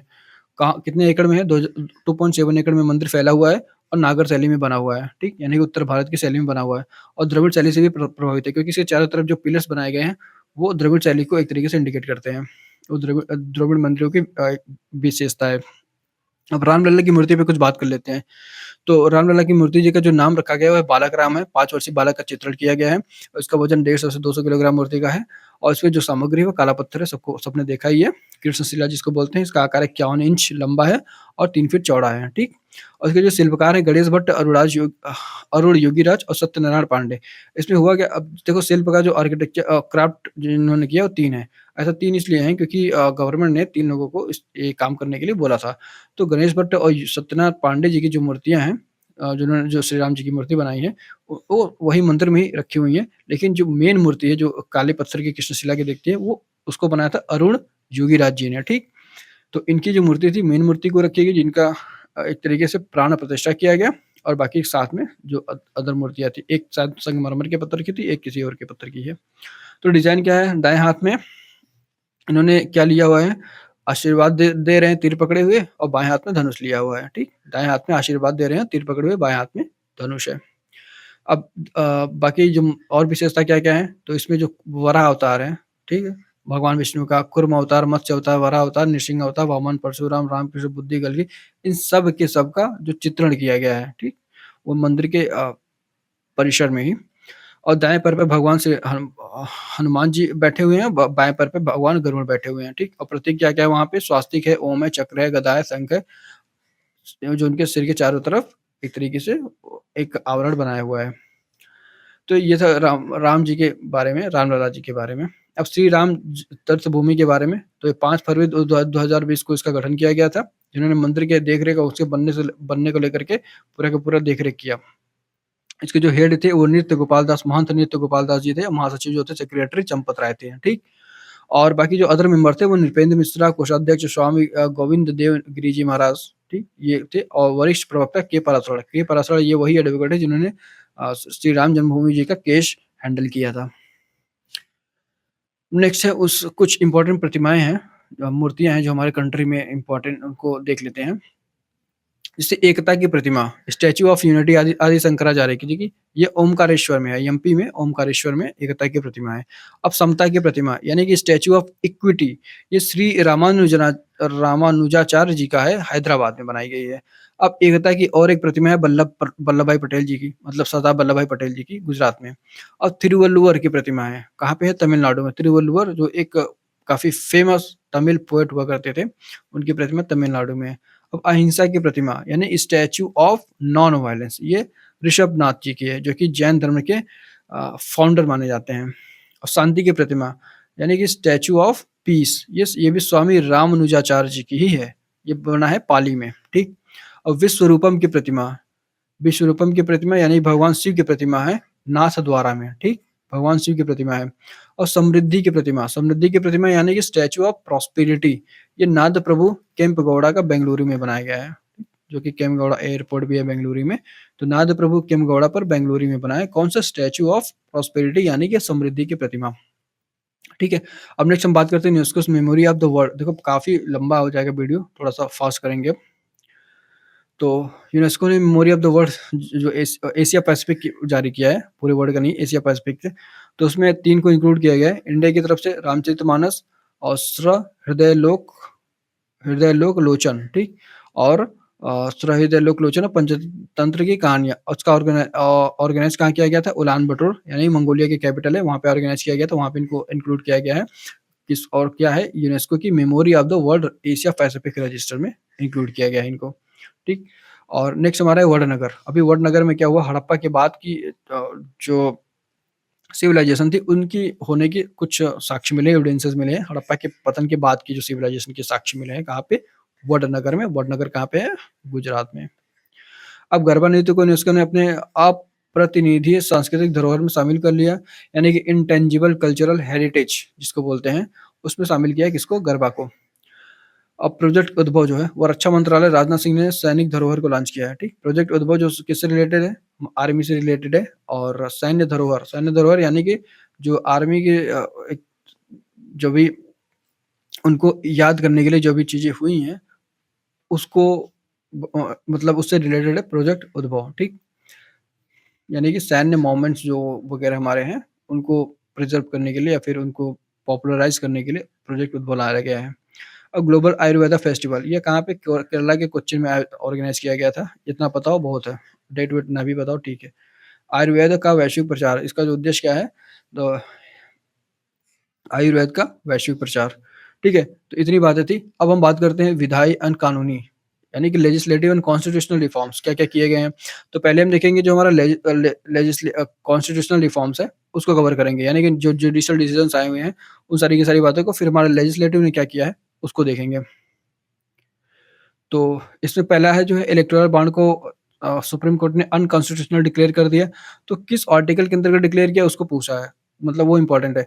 आर्टिकल 19(1) ए के अंतर्गत इलेक्टोरल बॉन्ड को अनकॉन्स्टिट्यूशनल डिक्लेयर कर दिया गया सुप्रीम कोर्ट के द्वारा, और एसबीआई को बोला गया कि आप जितने भी बिले हैं बॉन्ड्स, उन सारे के सारे डिटेल अपने साइट्स पे अपलोड करो, और एसबीआई ने किया भी ऐसा। और दूसरा है ईवीएम और वीवीपैट। ईवीएम और वीवीपैट के बारे में जो है कि मतलब एक जो भी केस था, उसमें ऐसा था कि इसको अनकॉन्स्टिट्यूशनल या फिर डिक्लेयर किया जाए, उसको पूरी तरीके से बंद किया जाए, ठीक है? लेकिन सुप्रीम कोर्ट का मानना है कि ये एक वैध है, और इस मतलब ऐसा नहीं है कि इसको मतलब इसको हटा नहीं सकते, क्योंकि ये अपने आप में एक तरीके से वैलिड है, और इसको हैक किया जाए या ना किया जाए, इसको ऐसा कोई प्रमाण नहीं मिला है कि इसको हैक किया जा सकता है, ठीक? इस वजह से इन्होंने इसको हरी झंडी दे दी। अब सुप्रीम कोर्ट ने एससी-एसटी की उपवर्गीकरण को मंजूरी दी। अब सुप्रीम कोर्ट ने तो दे दी, लेकिन गवर्नमेंट ने इसको एक तरीके से रूल बना करके अभी पेंडिंग में डाल दिया है, ठंडे बस्ते में डाल दिया है, ठीक? कब आया था? अगस्त में ये रूलिंग आई थी, और जो वोटिंग हुई थी 6 के वोट से दिया गया था, और बताया गया कि नहीं, ओबीसी की तरह भी अब इसमें भी क्रीमी लेयर बनाने की बात की गई है। नेक्स्ट हमारा सुप्रीम कोर्ट ने जलवायु परिवर्तन पर एक टिप्पणी की, और उन्होंने माना कि नहीं, जलवायु परिवर्तन या फिर जो आपदा आ रही है, उससे हमारा जो आर्टिकल 21 है उसका वायलेशन होता है, ठीक? तो एक तरीके से गवर्नमेंट को क्या करना चाहिए, जलवायु परिवर्तन को लेकर के काफ़ी प्रोग्रेसिव स्टेप्स लेने चाहिए। आर्टिकल 21 का वायलेशन है, ये यूपीएससी के लिए काफ़ी इंपॉर्टेंट बन जाता है, ठीक? यूपीएससी के लिए ये फैक्ट काफ़ी इंपॉर्टेंट बन जाता है। उन्नति को मौलिक अधिकार नहीं माना। अब उन्नति का मतलब है प्रमोशन इन द एम्प्लॉयमेंट। तो सुप्रीम कोर्ट का मानना है कि प्रमोशन, एम्प्लॉयमेंट में भी प्रमोशन देना, ये कोई हमारा फंडामेंटल राइट नहीं है, ठीक है? अब दिया जा सकता है, ऐसा नहीं है, लेकिन हमारा फंडामेंटल राइट नहीं है। इस वजह से हम इसको एनफोर्स नहीं कर सकते, और इसके लिए हम जिद नहीं कर सकते कि नहीं, हमको चाहिए ही चाहिए। अब धारा 370 पर सुप्रीम कोर्ट का निर्णय। सुप्रीम कोर्ट ने धारा 370 को राष्ट्रपति द्वारा हटाए जाने को वैलिड करार दिया, और कहा कि नहीं, राष्ट्रपति ऐसा पावर रखते हैं कि वो टेम्परेरी प्रोविजंस को किसी भी टेरिटरी से वो डिलीट कर सकते हैं, रिमूव कर सकते हैं। अब चंडीगढ़ में चेयर में जो इलेक्शन हुआ था, मतलब कुछ मैटर हो गया था, तो उसमें ये था कि जो वहाँ का ऑफिसर था अपॉइंटमेंट, उन्होंने कुछ तिकड़मबाजी कर करके जो जीते हुए कैंडिडेट थे आपके, उनको हरा दिया, और बाकी किसी अदर पार्टी के कैंडिडेट को जिता दिया। तो तो चीज़ें कैमरा में कैद हो गई थी। फिर सुप्रीम कोर्ट ने इसको फटकार लगाई, बोला नहीं, जो हुआ ये गलत हुआ, और जो एक्चुअल विनर है उन्हीं को विनर डिक्लेयर किया जाए। और पटना हाई कोर्ट का बिहार कोर्ट, अभी पटना ने मतलब पटना हाई कोर्ट ने जो गवर्नमेंट वहाँ ने नीतीश गवर्नमेंट ने 65% कोटे को लॉन्च किया था, मतलब सीटें रिज़र्व करने के लिए 65%, उसको क्या कर दिया, ठंडे बस्ते में डाल दिया है, यानी कि उसको लागू नहीं होने दिया, ठीक? निरस्त कर दिया। और भारत की 5 प्रतिज्ञा, पंचामित्र, ये एनर्जी से रिलेटेड पॉइंट है। तो 5 प्रतिज्ञा में क्या-क्या है? हमारा 500 गीगावाट का रिन्यूएबल जो हमारा टारगेट है, ठीक? 2030 तक अचीव करना। इसमें देखो 4 टारगेट तो 2030 तक अचीव करने हैं, बाकी एक टारगेट नेट ज़ीरो वाला 2070 तक अचीव करने हैं, ठीक? तो 500 गीगावाट 2030 तक है, और 50% नवीकरणीय ऊर्जा, वही बात हो गई, 500 गीगावाट 50%, तो ये भी 2030 तक है। और 1 अरब टन कार्बन उत्सर्जन की कमी करना है, यानी कि कार्बन एमिशन को 1 अरब टन कम करना है 2030 तक, और 45% कार्बन तीव्रता में कमी, यानी कि जो कार्बन इंटेंसिटी है उसमें 45% की हमें डिक्रीमेंट करनी है 2030 तक। ये सारी बातें थी कुछ इम्पोर्टेंट। अब विधायी लेजिस्लेटिव रिफॉर्म्स के बारे में, तो लेजिस्लेटिव रिफॉर्म में जो हमारा अभी नए लॉज़ आए हैं उनके बारे में तो हमको देखना ही देखना है। तो कब इसको पास किया गया था? 20 दिसंबर 2023 को, ये डेट काफ़ी इम्पोर्टेंट है। और किसने प्रस्तुत किया था इसको पार्लियामेंट में? तो जो हमारे होम मिनिस्टर है अमित शाह जी ने उसको प्रस्तुत किया था पार्लियामेंट में। पर्पज़ क्या है? तो इंडिया में जो खासकर क्रिमिनल लॉ से रिलेटेड जो चीज़ें हैं उनको काफ़ी ठीक करने के लिए ये स्कीम लेके आई गई है। तो इसमें कौन-कौन से हैं? जो हमारा भारतीय न्याय संहिता है आईपीसी, जो था पहले 1860 का, उसको चेंज किया गया है। तो उसमें कुछ मतलब नए सेक्शंस ऐड किए गए हैं, जो हमारा बीएनएस हो गया, भारतीय न्याय संहिता, तो उसमें कुछ नए सेक्शंस ऐड किए गए हैं, उन पे क्वेश्चन पूछ सकता है, काफ़ी इंपॉर्टेंट है। जैसे 111 है, वो संगठित अपराध के लिए है। संगठित अपराध मतलब एक तरीके से जो कलेक्टिव क्राइम किए जा रहे हैं और जिनको बोला जाता है क्रिमिनल कॉन्स्पिरेसी। तो 111 आर्टिकल में दिया गया, मतलब उसको इंक्लूड किया गया है। 112 में छोटे संगठित अपराध यानी कि मतलब जो भी संगठित अपराध है पिटी नेचर के, उनको इंक्लूड किया गया है। आतंकवाद के बारे में, जो आतंकवादी टेररिज्म एक्ट 113 में, 112 में sovereignty and integrity of India के अगेंस्ट कुछ किया जाएगा तो उसके 52 में कवर होगा, और 304 में लूट यानी कि एक्सटॉर्शन है, और इसके लिए हमारा जो गैंग रेप होता था उसके लिए जो पनिशमेंट थी उसको बढ़ा करके 20 साल कर दिया गया। पहले कितना था, 14 साल था, ठीक। अभी इसको 20 साल कर दिया गया। और जो मॉब लिंचिंग को भी इंट्रोड्यूस किया गया है। मॉब लिंचिंग पे अगर कोई मॉब लिंचिंग जैसी इवेंट होता है तो उसमें उसको 7 साल तक की जेल हो सकती है। अगर कोई मॉब लिंचिंग के केस में आता है तो 7 साल तक की जेल हो सकती है। और क्या है, आर्टिकल 101 तुमने देख ही लिया। अब भारतीय नागरिक सुरक्षा संहिता, ठीक? ये सीआरपीसी का जो पार्ट था, अब ये हो गया भारतीय नागरिक सुरक्षा संहिता, बीएनएसएस हो गया। तो सीआरपीसी कब लॉन्च हुआ था? 1973 में, मतलब था तो सीआरपीसी पहले से, 1973 में उसको रिफाइन किया गया था। तो अब भी इसमें क्या था, अनुच्छेद 230 में क्या था कि 14 दिनों के अंदर एफआईआर की कॉपी मिल जाएगी, और इसमें क्या चीज़ें की गई हैं कि जैसे कि मतलब कुछ और इम्पोर्टेंट चेंजेस की गई हैं। कुछ जैसे कि पहली बात तो ये है कि कोई भी अगर गवाह है तो उसको कोर्ट नहीं बुलाया जा सकता। गवाह की वीडियो कॉन्फ्रेंसिंग के माध्यम से उसकी जो भी गवाही है ली जा सकती है। और दूसरी जो इम्पोर्टेंट चेंजेस किए गए वो ये कि किसी को भी अ अ, जो भी अब महिला हैं और ओल्ड एज पर्सन है, तो उनको थाने आने के लिए मजबूर नहीं किया जा सकता, ठीक? यानी कि जो सक्षम लोग हैं, जैसे कि बोला जाता है कि 20 साल से लेकर के 60 साल के बीच तक के लोगों को थाने आने पर मतलब पुलिस बोल सकती है। बाकी जो है उनकी स्टेटमेंट लेनी है तो उनके मतलब जो भी जगह है उनके अकॉर्डिंग वही करना पड़ेगा पुलिस को। तो अब इंडियन एविडेंस एक्ट को भी चेंज कर दिया गया, भारतीय साक्ष्य अधिनियम बोल दिया गया इसको, ठीक? तो इसमें क्या किया गया, इलेक्ट्रॉनिक एंड डिजिटल रिकॉर्ड्स को इंक्लूड किया गया। अब इसमें प्राइमरी एविडेंस के तौर पे या सेकेंडरी एविडेंस के तौर पे, ठीक, ये तब लॉ का पार्ट हो जाएगा। बस इतना पता चाहिए कि इलेक्ट्रॉनिक एंड डिजिटल रिकॉर्ड्स को इंक्लूड किया गया है। अब लद्दाख में कुछ नए जिलों को ऐड किया गया है। तो कौन से जिले हैं इसको देख लेते हैं हम। तो नए जिले जो ऐड किए गए हैं वो जास्कर, द्रास, साम, नुब्रा और चांगथांग, ये जिले हैं। और इसके पहले दो ही जिले थे। कौन था? लेह और कारगिल, ये 2 ही जिले थे। अभी कितने हो गए? 7 हो गए टोटल, ठीक। जास्कर, द्रास, साम, नुब्रा और चांगथांग को ऐड किया गया है। अब लद्दाख को 6 में डालने की बात हो रही है, ठीक? काफ़ी ज़्यादा प्रोटेस्ट हो रहा है, तो उससे क्या होगा कि लद्दाख 6 जो हमारा शेड्यूल है उसमें उसका पार्ट बन जाएगा, तो उसको काफ़ी ज़्यादा ऑटोनॉमी मिल जाएगी अब। और इस 6 शेड्यूल में कौन-कौन से हैं? असम, मेघालय, त्रिपुरा और मिज़ोरम, ये स्टेट्स 6 शेड्यूल के पार्ट हैं। अब नारी शक्ति वंदन योजना, ये 29 सितंबर 2023 को लॉन्च किया गया था राष्ट्रपति द्रौपदी मुर्मू जो द्वारा। इसके माध्यम से जो लोकसभा और राज्यसभा में के विधानसभाओं में जो 30% सीटें होंगी वो महिलाओं के लिए रिज़र्व होंगी, 33%। और इसमें क्या होगा कि एक तरीके से मतलब ये पूरे तरीके से निर्विरोध तरीके से पास हो गया।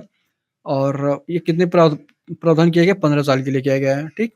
जो भी टेम्परेरी प्रोविज़न है 15 साल तक के लिए। अब टेम्परेरी है लेकिन बन जाएगा परमानेंट।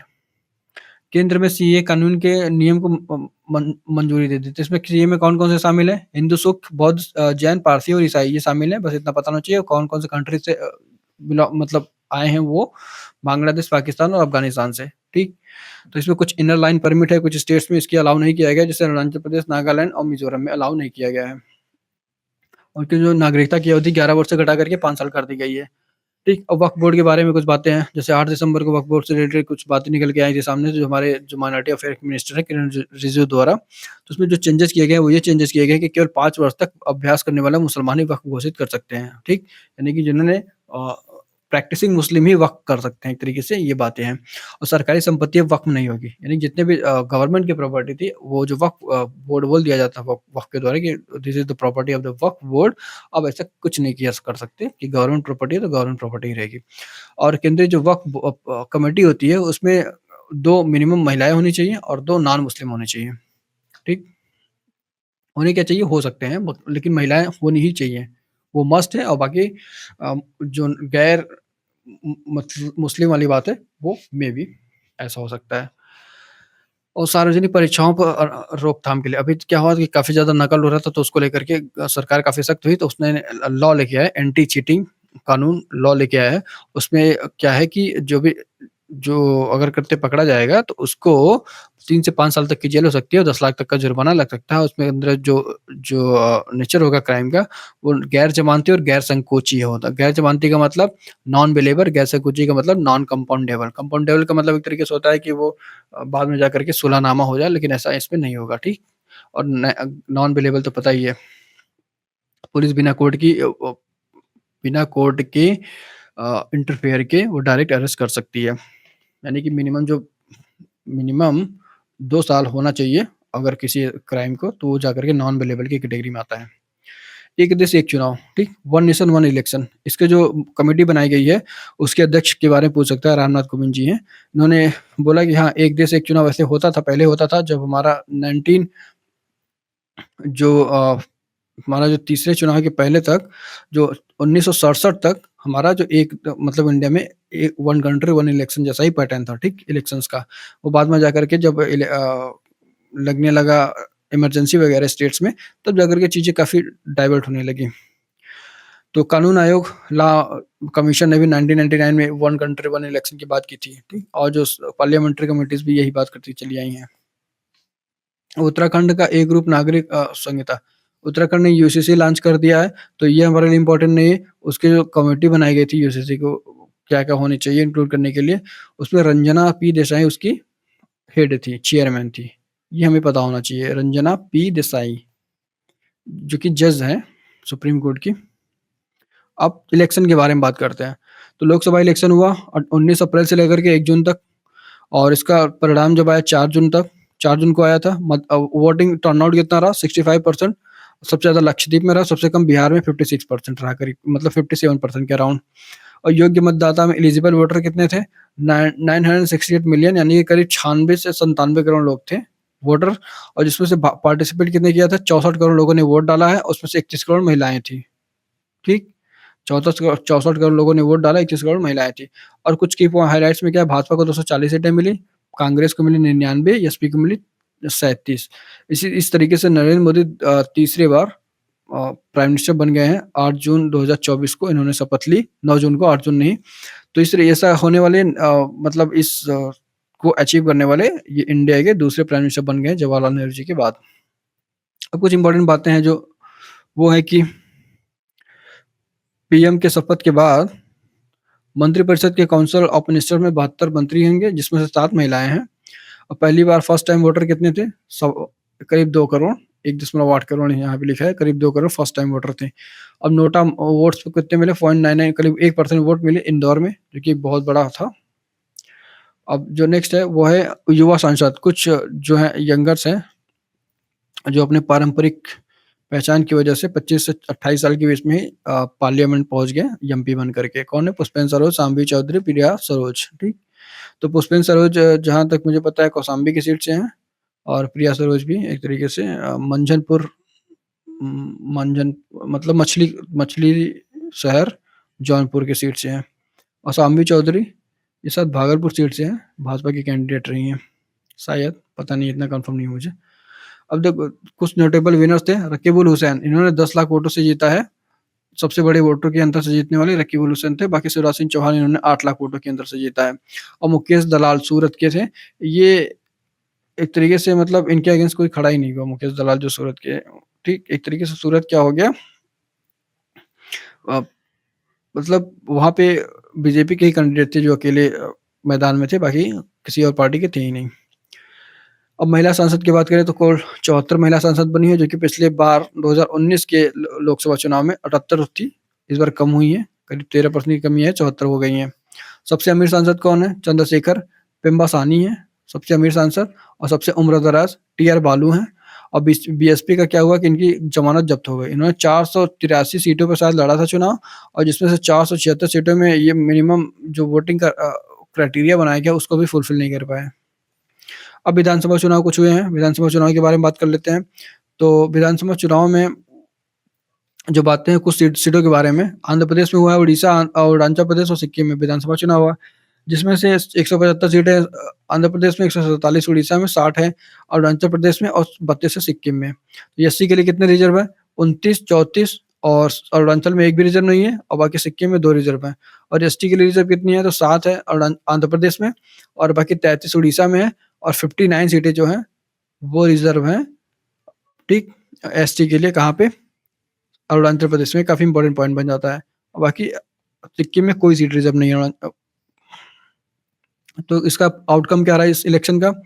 आंध्र प्रदेश में चंद्रबाबू नायडू और टीडीपी के जो हेड हैं वो क्या बन गए? चौथी बार चीफ मिनिस्टर बन गए हैं तमिलनाडु के। और टीडीपी तमिलनाडु के नहीं, मतलब हैदराबाद के, तेलंगाना के। तो टीडीपी, बीजेपी, जनसेना गठबंधन ने 175 में से 64 सीटें जीती हैं। इन तीनों गठबंधन ने 164 सीटें जीती हैं और मतदाता भागीदारी से करीब 70% रही है। अब उड़ीसा में क्या कौन बने हैं? मोहन चरण मांझी बीजेपी के कैंडिडेट से बने हैं, 70 सीटें जीत के क्योंझर वाली सीट से जीते हैं, ये चीफ मिनिस्टर बने हैं। और सिक्किम में प्रेम सिंह तमांग और सिक्किम पार्टी से, मतलब सिक्किम क्रांतिकारी मोर्चा है, तो उस प्रेम सिंह तमांग जी उससे जुड़े हुए हैं सिक्किम क्रांतिकारी मोर्चा से, तो वो बन गए हैं वहाँ के चीफ मिनिस्टर। तो इनकी पार्टी ने कितनी सीटें जीती? 32 में से 31 सीटें जीती हैं। अरुणाचल प्रदेश में प्रेमा खांडू बीजेपी के कैंडिडेट है, वो बन गए हैं और टोटल 60 सदस्यों 60 में से 46 सीटें बीजेपी ने जीती हैं। बाकी और इसके पहले भी जो 2023 में चुनाव हुए थे उसके बारे में थोड़ा सा डाटा है, देख लेते हैं। क्या पता एग्जाम में इतना पीछे जा करके पूछे तो फिर पता होना चाहिए। जैसे मध्य प्रदेश में 230 सीटें हैं। मध्य प्रदेश में चुनाव हुआ तो राजस्थान, छत्तीसगढ़, मिजोरम, इन्हीं स्टेट्स में चुनाव हुए थे और तेलंगाना। तो इसके आउटकम को थोड़ा सा देख लेते हैं। तो मध्य प्रदेश में 230 सीटें हैं, राजस्थान में 200, छत्तीसगढ़ में 90, मिजोरम में 40 और तेलंगाना में 119 सीटें हैं। किसकी? लोकसभा की, सॉरी, विधानसभा की सीटें हैं। और मतदान परसेंटेज कितना हुआ था? 77, 74, 76, 80, 81। इसका हमसे बहुत इंपॉर्टेंट नहीं है। और पार्टी जो विनिंग थी वो पता होना चाहिए। बीजेपी थी, बीजेपी थी। जो चेंज हुई थी वो थी कांग्रेस। कहाँ पे? तेलंगाना में, ठीक? यहाँ पे बीजेपी परफॉर्म नहीं कर पाई थी। और मिजोरम का तो अपना पता ही है, जोरम पीपुल्स मूवमेंट, ठीक? यहाँ की जो पार्टी जीती है और कितनी सीटें जीती है? 27 सीटें जीती हैं। टोटल 40 में से 27 सीटें जीती हैं। और लालू दोहमा यहाँ के बन गए हैं अब चीफ मिनिस्टर। और तेलंगाना के रेवंत रेड्डी, ठीक? रेवंत रेड्डी। और विष्णुदेव शाही ये कहाँ के बन गए हैं? छत्तीसगढ़ के चीफ मिनिस्टर। और भजन लाल शर्मा राजस्थान के, मोहन यादव मध्य प्रदेश के, ठीक? ये थोड़ा सा पिछला जो हमारा चुनाव हुआ था तो उसके बारे में कुछ फैक्ट्स थे। तो इतना कवर हो गया। अब इंडेक्स एंड रिपोर्ट्स के बारे में देखते हैं। तो एनआईआरएफ की ranking, national institute ranking framework जो है उसकी रैंकिंग में कुछ इंस्टीट्यूट्स को जिनको रैंकिंग किया गया बेस्ड ऑन देयर एक्सपर्टाइज। तो उसमें जो इंडियन इंस्टीट्यूट ऑफ साइंस था वो अभियांत्रिकी यानी कि इंजीनियरिंग के मामले में नंबर 1 पर है। And IIT Madras in case of प्रबंधन यानी मैनेजमेंट के फील्ड में। आईआईटी अहमदाबाद, सॉरी उल्टा चल रहा है हमारा यहाँ कुछ। ये जो हमारा शोध है जो इंडियन इंस्टीट्यूट ऑफ साइंस है, तभी जब आईआईटी मद्रास हो गया अभियांत्रिकी तभी समझ में आ गया था। इंडियन ये रिसर्च के मामले में Indian institute of science number 1 पे है। अब अभियांत्रिकी यानी कि इंजीनियरिंग के मामले में आईआईटी मद्रास नंबर 1 पे है और प्रबंधन यानी कि मैनेजमेंट के मामले में आईआईएम अहमदाबाद है। और फार्मेसी स्कूल में जामिया हमदर्द नंबर 1 पे है। और लॉ के फील्ड में नेशनल लॉ इंस्टीट्यूट बेंगलुरु है, एनएलयू बेंगलुरु है, ठीक? और चिकित्सा यानी कि मेडिकल फील्ड में सिम्बायोसिस, मतलब मेडिकल यूनिवर्सिटीज में इग्नू है, ओपन यूनिवर्सिटी में इग्नू है और स्किल यूनिवर्सिटी में सिम्बायोसिस है। मेडिकल नहीं है, स्किल यूनिवर्सिटी है, ठीक? सिम्बायोसिस पुणे में है। और नवोन्मेष यानी इनोवेशन के मामले में आईआईटी बॉम्बे है, ठीक? एंड रिसर्च के मामले में Indian institute of science Bengaluru है। अब इंजीनियरिंग के मामले में आईआईटी मद्रास है, ये ऊपर ही हमने देख लिया था। अभियांत्रिकी के मामले में ठीक है, वो इसी का इंग्लिश वर्जन है। ये पढ़ना है तो पढ़ लीजिए, मतलब पीडीएफ ले करके। अब क्यूएस वर्ल्ड यूनिवर्सिटी रैंकिंग ये कौन देता है? क्यूएस देता है। ये एमआईटी टॉप पे है। आईआईटी बॉम्बे जो है वो इंडिया में नंबर 1 पे है, 118वीं पोजीशन पे है। 61% इंडियन यूनिवर्सिटीज इम्प्रूव्ड रैंकिंग, ये थोड़ी इंपॉर्टेंट फैक्ट है। ये मेंस के पर्सपेक्टिव से भी काफी इंपॉर्टेंट फैक्ट है। 60% of the Indians improved ranking. और एसी के कहीं भी कहीं यूज किया चेपा जा सकता है कहीं ना कहीं ऐसे में। तो 118वें पे कौन है? आईआईटी बॉम्बे, इतना बस बताओ बहुत है। अब जारी कब की गई थी, किसने जारी किया था, तो इतना डिटेल जानने की ज़रूरत नहीं है, मतलब ये थोड़ा-सा चेंज हो गया। राष्ट्रीय स्टार्टअप रैंकिंग की बात हो रही है यहाँ पे, ठीक? तो स्टेट स्टार्टअप रैंकिंग की बात हो रही है, तो जो इसमें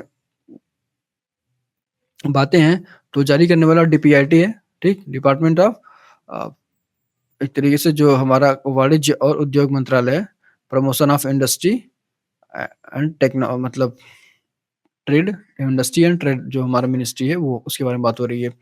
तो total states and union territories में जो इसको 4 कैटेगरी 5 कैटेगरी में डिवाइड किया गया है। जो हमारा स्टार्टअप रैंकिंग दिया जाता है, इसमें डिवीज़न किया गया 5 कैटेगरी में। तो बेस्ट परफॉर्मेंस में कौन-कौन से स्टेट्स हैं? 1 करोड़ से ज़्यादा पॉपुलेशन वाले में गुजरात, कर्नाटक, केरला, तमिलनाडु में, ठीक? और 1 से लाख से कम में हिमाचल प्रदेश है। और टॉप परफॉर्मेंस में महाराष्ट्र, उड़ीसा, पंजाब, राजस्थान और तेलंगाना है। और कौन-सा टॉप परफॉर्मर में अदर 1 करोड़ से कम पॉपुलेशन वाले में अरुणाचल प्रदेश और मेघालय हैं, ठीक? इसी तरीके से लीडर, ये मैंने यहाँ पे हाइलाइट करते हैं उत्तर प्रदेश को। उत्तर प्रदेश का क्या कैटेगरी है? लीडर लीडर की कैटेगरी है, ठीक? तो इसमें कौन-कौन से आंध्र प्रदेश, असम, मध्य प्रदेश, उत्तर प्रदेश और उत्तराखंड, ये सारे के सारे स्टेट्स शामिल हैं लीडर की कैटेगरी में। उसके अलावा 1 करोड़ से कम पॉपुलेशन वाले में गोवा, मणिपुर और त्रिपुरा हैं, ठीक? अब एस्पायरिंग लीडर बिहार और हरियाणा है, तो बीपीएससी किसको देना हो तो पता होना चाहिए कि जो ये है बीपीएससी में एस्पायरिंग लीडर है एक तरीके से, ठीक? और उभरती इमर्जिंग इकोसिस्टम में छत्तीसगढ़, दिल्ली, जम्मू कश्मीर, हमको जो मेन चीज़ें पता होना चाहिए, वो यही है कि उत्तर प्रदेश लीडर है और सर्वश्रेष्ठ बेस्ट परफॉर्मेंस के मामले में 1 करोड़ से ज़्यादा पॉपुलेशन है, ये है और बाकी कम है तो हिमाचल प्रदेश है। अब पर्यावरण और सामाजिक पहल, ठीक? तो स्वच्छता वायु सर्वेक्षण जो रैंकिंग दी गई है, ठीक? तो कब दी गई है? 7 सितंबर को दी गई। International day day of clean air जब ऑब्जर्व किया गया, कहाँ पे? जयपुर में, वहाँ पे दी गई। कौन ऑर्गेनाइज़ किया था? Ministry of environment, forest and climate change, MoEFCC ने ऑर्गेनाइज़ किया था। तो अवार्ड किसको-किसको दिया गया? कैटेगरी 1, कैटेगरी 2, कैटेगरी 3, इस तरीके से कैटेगरीज़ बनाए गए। यानी 10 लाख से ज़्यादा पॉपुलेशन में कैटेगरी 1 में रखे गए, 10 और बाकी 3 से 10 के बीच में तो कैटेगरी 2 में, बाकी जो उससे कम तो कैटेगरी 3 में। तो कौन-कौन सी सिटीज़ नंबर 1 पे थी? सूरत, फिरोज़ाबाद और रायबरेली। तो पॉपुलेशन 10 लाख से ज़्यादा हो तो सूरत नंबर 1 पे थी और पॉपुलेशन 3 से 10 लाख के बीच में हो तो फिरोज़ाबाद था और बाकी 3 लाख से कम हो तो रायबरेली। और यहाँ पे बाकी अगर पढ़ना हो तो पढ़ लीजिए। जो लास्ट मतलब जो टॉप पता हो यही बहुत है। ठीक? इतना जल्दी इतना आसान होता नहीं चीज़ों को याद कर पाना। अब नेक्स्ट हमारे एसडीजी इंडेक्स यानी सस्टेनेबल डेवलपमेंट गोल को कौन से स्टेट्स ने ज़्यादा अच्छा परफॉर्म किया है कि उसको अचीव कर पाए उसके बारे में है। तो टॉप परफॉर्मर ओवरऑल जो हमारी रैंकिंग इंप्रूव हुई है 51 था जब ये इंडिकेटर स्टार्ट किया गया था 2018 और 19 में तो 58 पे स्टार्ट किया गया था जो कि अभी ओवरऑल रैंकिंग बढ़ कर 71 पे चली गई यानी कि हमारा काफ़ी ज़्यादा पॉजिटिव ट्रेंड रहा है रिन्यूएबल एनर्जी को प्रमोट करने में इस तरीके से। तो नीति आयोग ने ये रिपोर्ट जारी किया है और बाकी जो टॉप परफॉर्मर में कौन-कौन से उत्तराखंड और केरला है टॉप परफॉर्मर यूनियन टेरिटरी के मामले में चंडीगढ़ है और लोएस्ट में जो परफॉर्मेंस के मामले में बिहार है, ठीक? तो टॉप के मामले में केरला है और ठीक, तो ये हमने देख लिया और बाकी प्रोग्रेस एरिया में क्या हुआ जो हमने काफ़ी इम्प्रूवमेंट किया वो पॉवर्टी के मामले में पॉवर्टी को कैसे डिक्रीज़ करना है, दूसरा डिसेंट वर्क और तीसरा क्लाइमेट एक्शन के ठीक?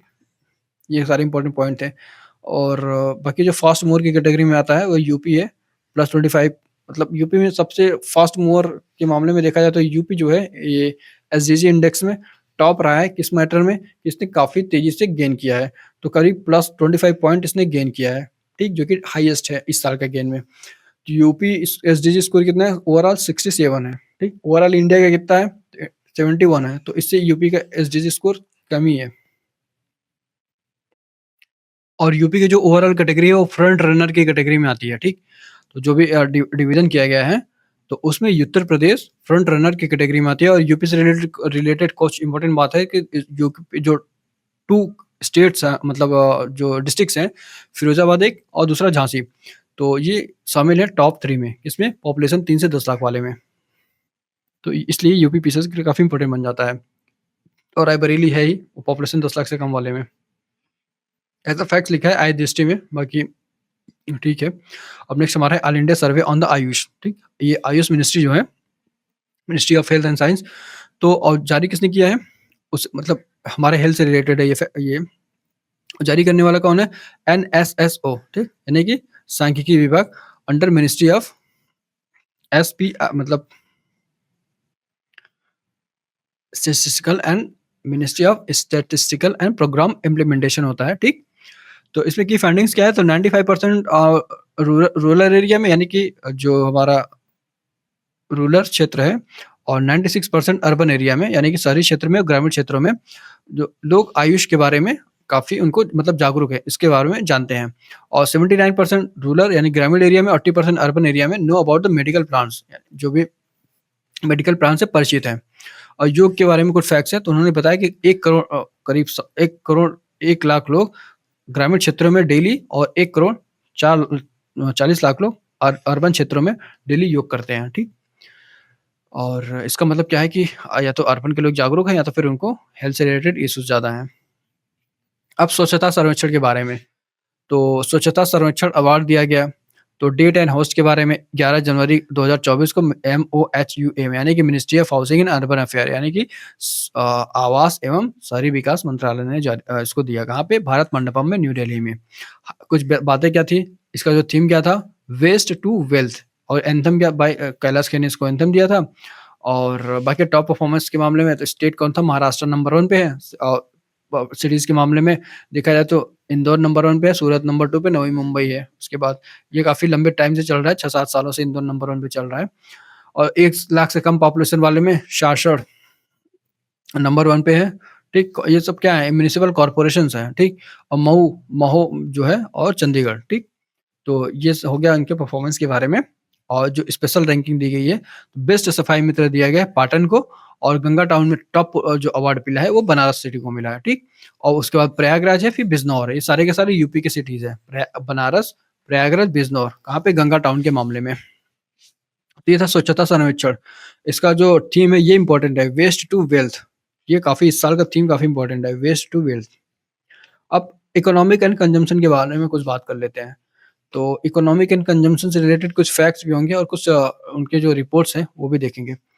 तो टीटीडीआई ये जो है हमारा पर्यटन से रिलेटेड जो एक तरीके का रिपोर्ट है, तो ये कौन जारी करता है? वर्ल्ड इकोनॉमिक फोरम, ठीक? वैश्विक आर्थिक जो सम्मेलन है वो जारी करती है। तो 119 देशों को रैंकिंग करती है। तो टॉप 5 में कौन है?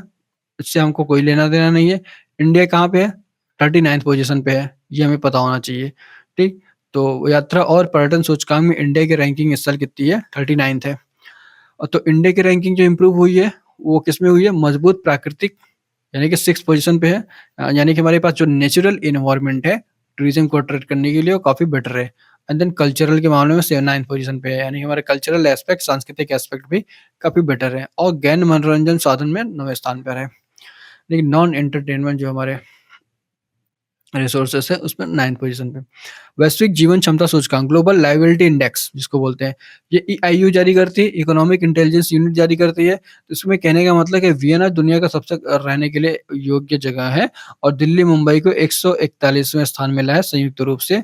और तेल अवीव जो इजराइल की सिटी है उसकी रैंकिंग काफ़ी तेज़ी से घटी है, मतलब सबसे तेज़ी से घटी है। क्यों? क्योंकि वो उसका अपना जो वार चल रहा है वहाँ के जो टेररिस्ट ऑर्गेनाइजेशंस हमास और हिजबुल्लाह के साथ। तो तेल अवीव 112वें पोजीशन पे है। अब एक रिपोर्ट और है। कौन-सा? Report on the crime in India. कौन जारी करेगा? NCRB, national crime record bureau जो भी है। तो इसका क्या आउटकम निकल के आया है? तो इंडिया में क्राइम्स काफ़ी बढ़े हैं, और खासकर आत्महत्याएँ काफ़ी बढ़ी हैं।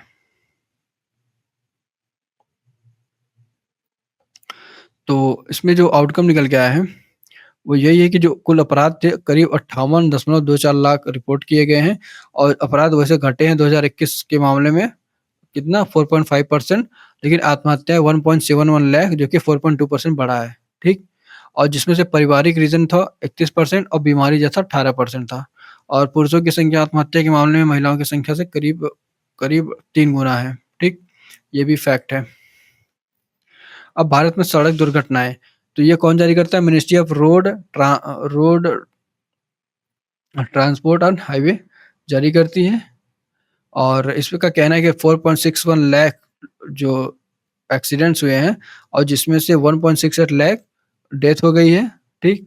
और जो कि काफ़ी ज़्यादा बढ़ा है, करीब 10% बढ़ा है 2021 के रिस्पेक्ट में, अगर 2021 को बेस ईयर लिया जाए तो। और सबसे ज़्यादा फैटलिटी जो होती है उत्तर प्रदेश में होती है, यानी कि एक्सीडेंट के बाद सबसे ज़्यादा मौतें होती हैं वो यूपी में होती हैं। और तमिलनाडु में नेशनल हाईवे पर सबसे ज़्यादा जो एक्सीडेंट्स हुए हैं वो नेशनल हाईवे पर के मामले में तमिलनाडु में हुए हैं। लेकिन फैटलिटीज़ के मामले में यूपी नंबर 1 पे है, जो कि बहुत अच्छी बात नहीं है। एसओएफआई ये रिपोर्ट इतने सारे ऑर्गेनाइज़ेशंस मिल कर के इसको जारी करते हैं और ये फूड से रिलेटेड है, स्टेटस ऑफ फूड इंडेक्स इसको जो बोला जाता है। तो इसका मानना है कि इंडिया में करीब 194.6 मिलियन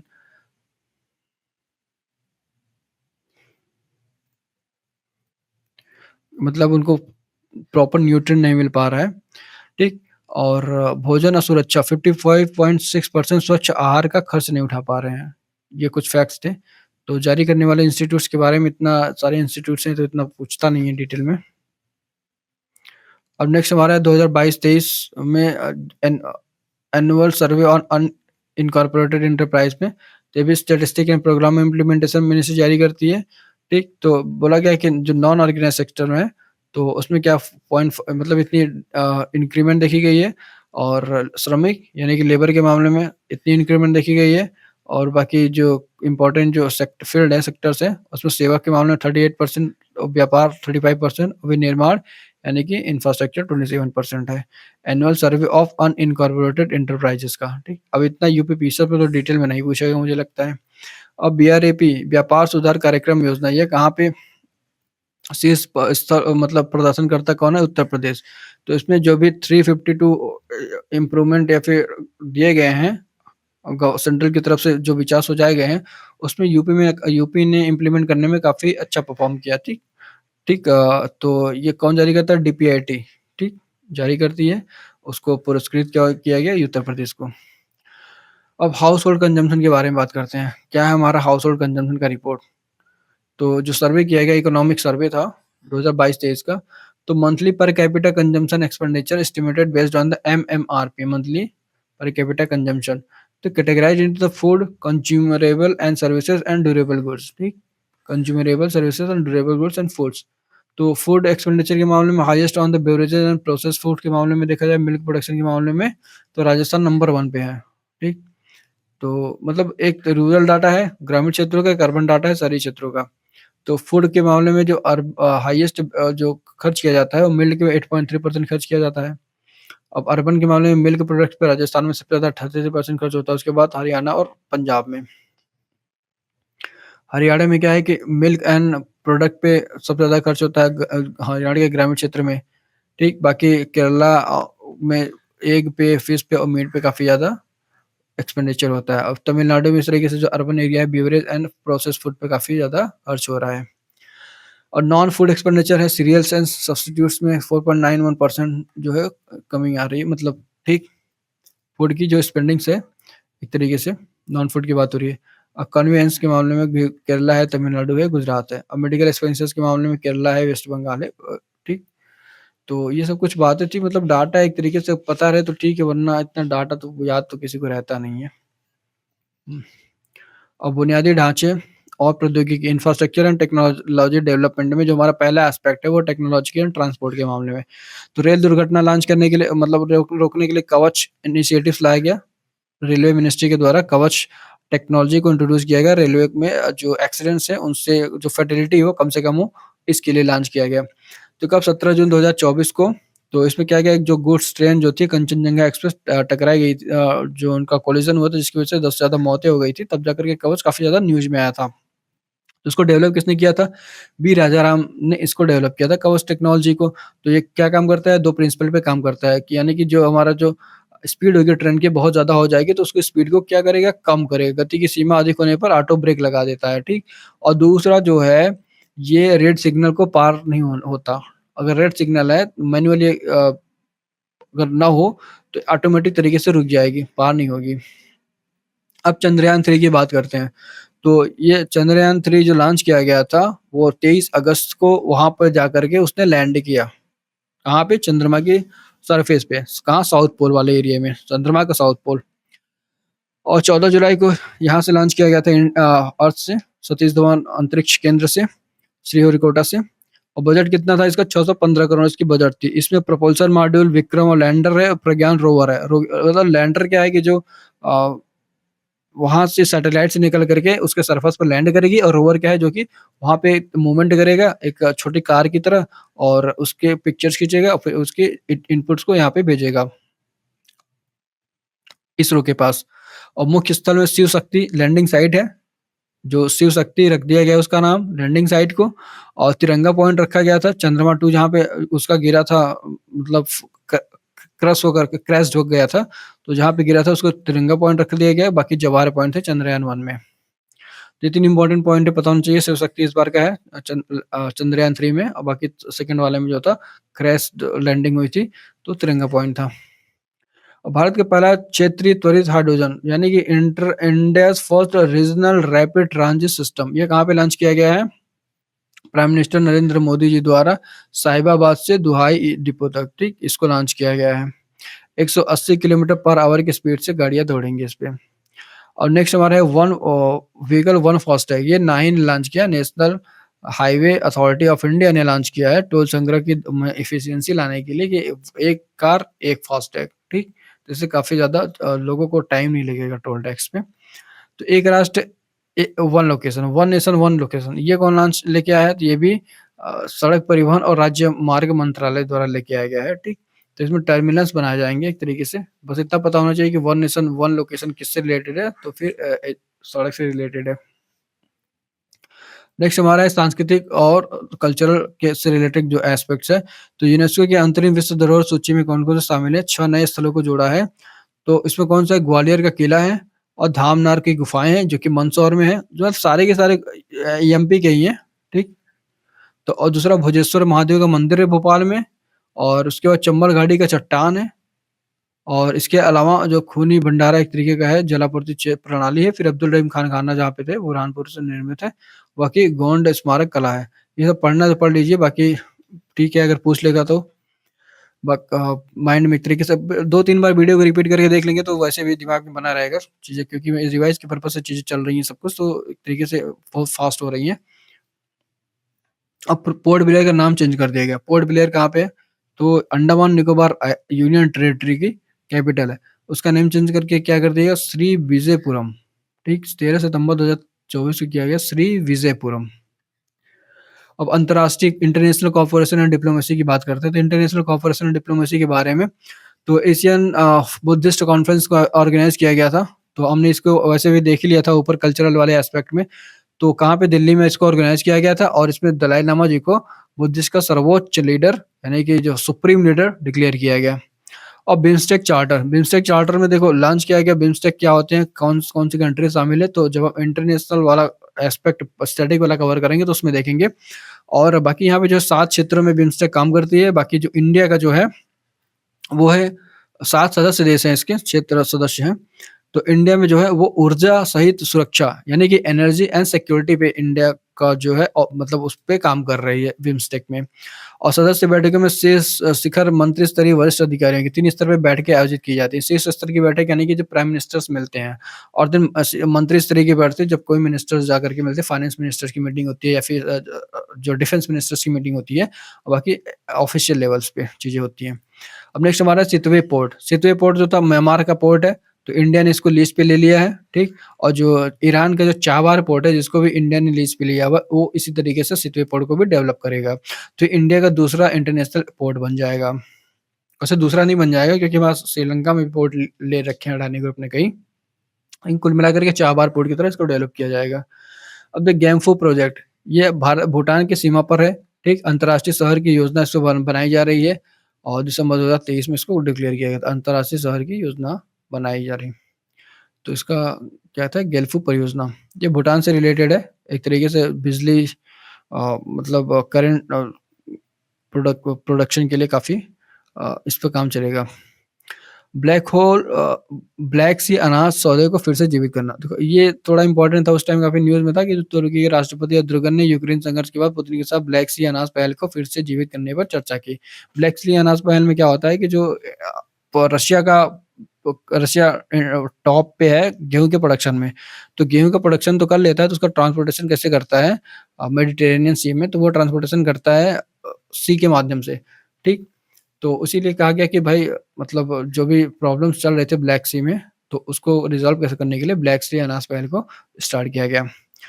तो इतने तो थे हमारे वो सारे के सारे फैक्ट्स वगैरह।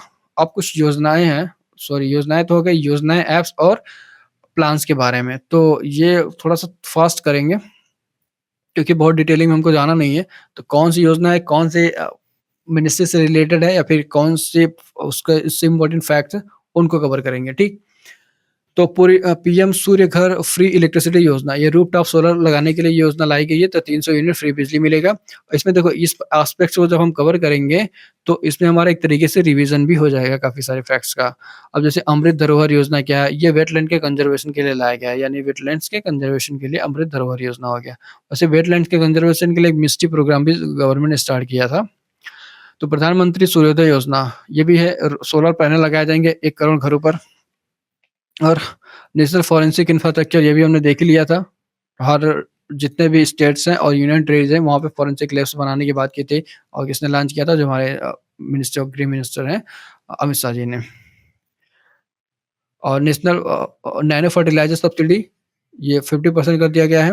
और पीएम विश्वकर्मा स्कीम, ये एमएसएमई की स्कीम है, ठीक? Loan for the artisan and craftsman at lower interest 13,000 crore इसकी गवर्नमेंट में मतलब बजट में इसको आवंटित किया गया है। और नेक्स्ट हमारा है वन साइंटिस्ट वन प्रोडक्ट, ये है Indian council of agriculture research का इनिशिएटिव है, ठीक? One scientist one product. और मिस्टी योजना हमने देख लिया मैंग्रोव के प्रोडक्शन से, मतलब अभी देखो मैंने सॉरी यहाँ पे मैंने बोल दिया था मिस्टी योजना वेटलैंड के कंजर्वेशन से।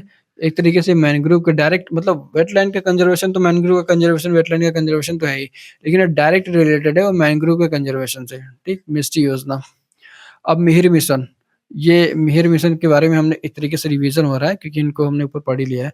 Promotion of indigenous research in the power sector, ठीक? मिहिर यानी कि promotion of indigenous research in power sector.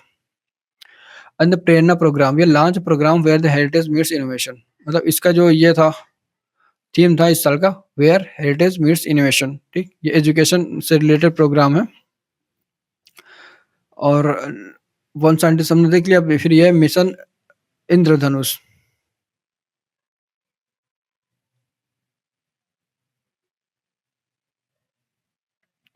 तो मिशन इंद्रधनुष क्या है? वैक्सीनेशन प्रोग्राम है बच्चों के लिए। और लीन प्रोग्राम, ये एमएसएमई का प्रोग्राम है। ये improve the MSME global competitiveness को बढ़ाने के लिए, ठीक? यानी कि उनकी प्रतिस्पर्धा को बढ़ाने की अच्छा करने के लिए कौन सा है? लीन प्रोग्राम। दूसरा डिजिटल डिटॉक्स इनिशिएटिव, ये केरला गवर्नमेंट का इनिशिएटिव है और जो भी गेमिंग गेमिंग को कम करने के लिए ये इनिशिएटिव लाया गया है। और अग्नि इनिशिएटिव, ये mainstreaming Ayurveda with the scientific validation, ठीक? मिनिस्ट्री ऑफ आयुष का स्कीम है। स्किल ऑन द व्हील, ये एनएसजीसी का स्किल है और 600 यूथ को ट्रेनिंग दी जाएगी। और medtech Mitra initiative supporting the youth talent with the medical research and regulatory approval, ठीक? हेल्थ से रिलेटेड है और एजुकेशन से भी रिलेटेड है।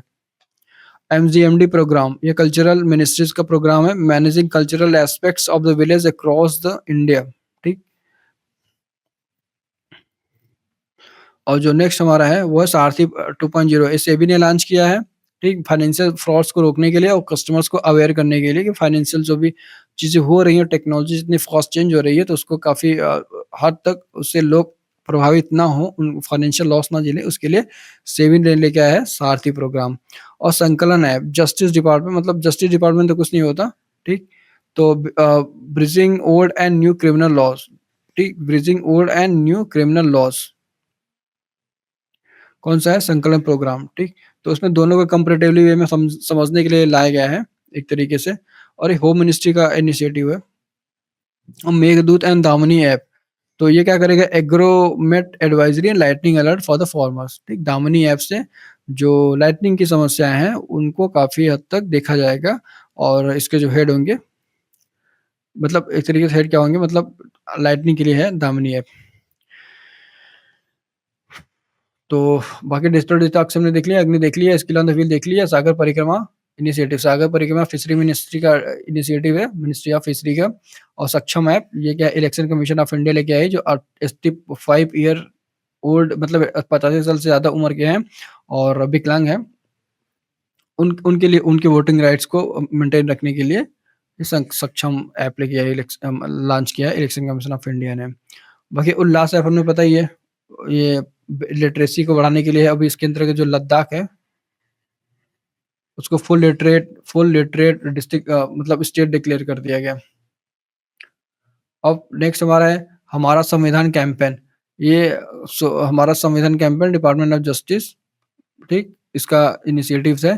तो क्या है, कॉन्स्टिट्यूशन को प्रमोट करने के लिए और लीगल राइट्स और लीगल अवेयरनेस को प्रमोट करने के लिए है।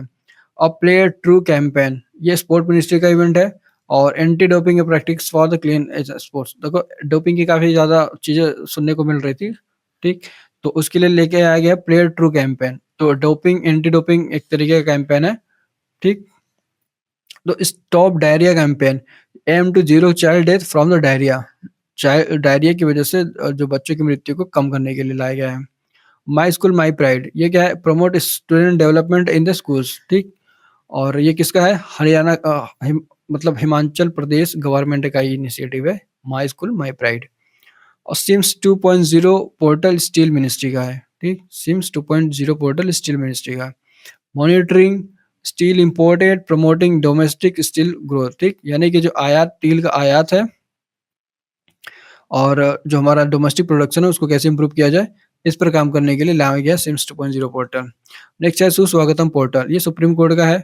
तो सुप्रीम कोर्ट में ई पासेस के लिए मतलब इजीली जो पासेस बनते हैं तो उसके लिए ई पास के लिए सिस्टम जो लाया गया है वो सुस्वागतम पोर्टल के अंतर्गत। दूसरा है युवा संगम पोर्टल, ये मिनिस्ट्री ऑफ एजुकेशन का इनिशिएटिव है, Yuva Sangam portal, strengthening the youth connections in the north east state, ठीक। युवा संगम पोर्टल के अंतर्गत जो नॉर्थ ईस्टर्न स्टेट्स की जो यूथ हैं उनको जो हमारे एक तरीके से मेन स्ट्रीम का पार्ट बनाने के लिए ये युवा संगम पोर्टल को लॉन्च कर दिया गया। इसके ऊपर हमको यह ध्यान रखना है कि नॉर्थ ईस्ट से रिलेटेड है, खासकर यूथ से। तो ये हमने देख लिया play true campaign, my school my pride देख लिया। पीएम सूरज पोर्टल, ये एजुकेशन मिनिस्ट्री का पोर्टल है। तो लोन देगा कितना, 15 लाख तक के लोन, किसको, SC/ST कम्युनिटीज को, ठीक।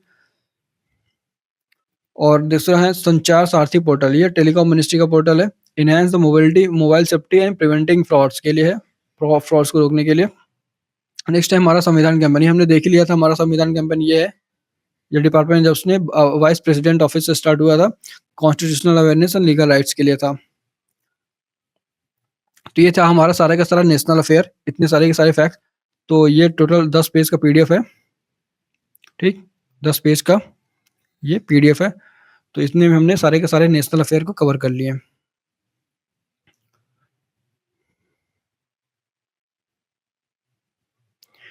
तो नेक्स्ट हम देखेंगे वो इंटरनेशनल अफेयर्स पे होगा। IGST के जितने भी इंटरनेशनल अफेयर्स से रिलेटेड फैक्ट्स हैं उनको भी इसी तरीके से सीक्वेंस वाइज स्ट्रक्चर्ड वे में अरेंज करके कवर करेंगे।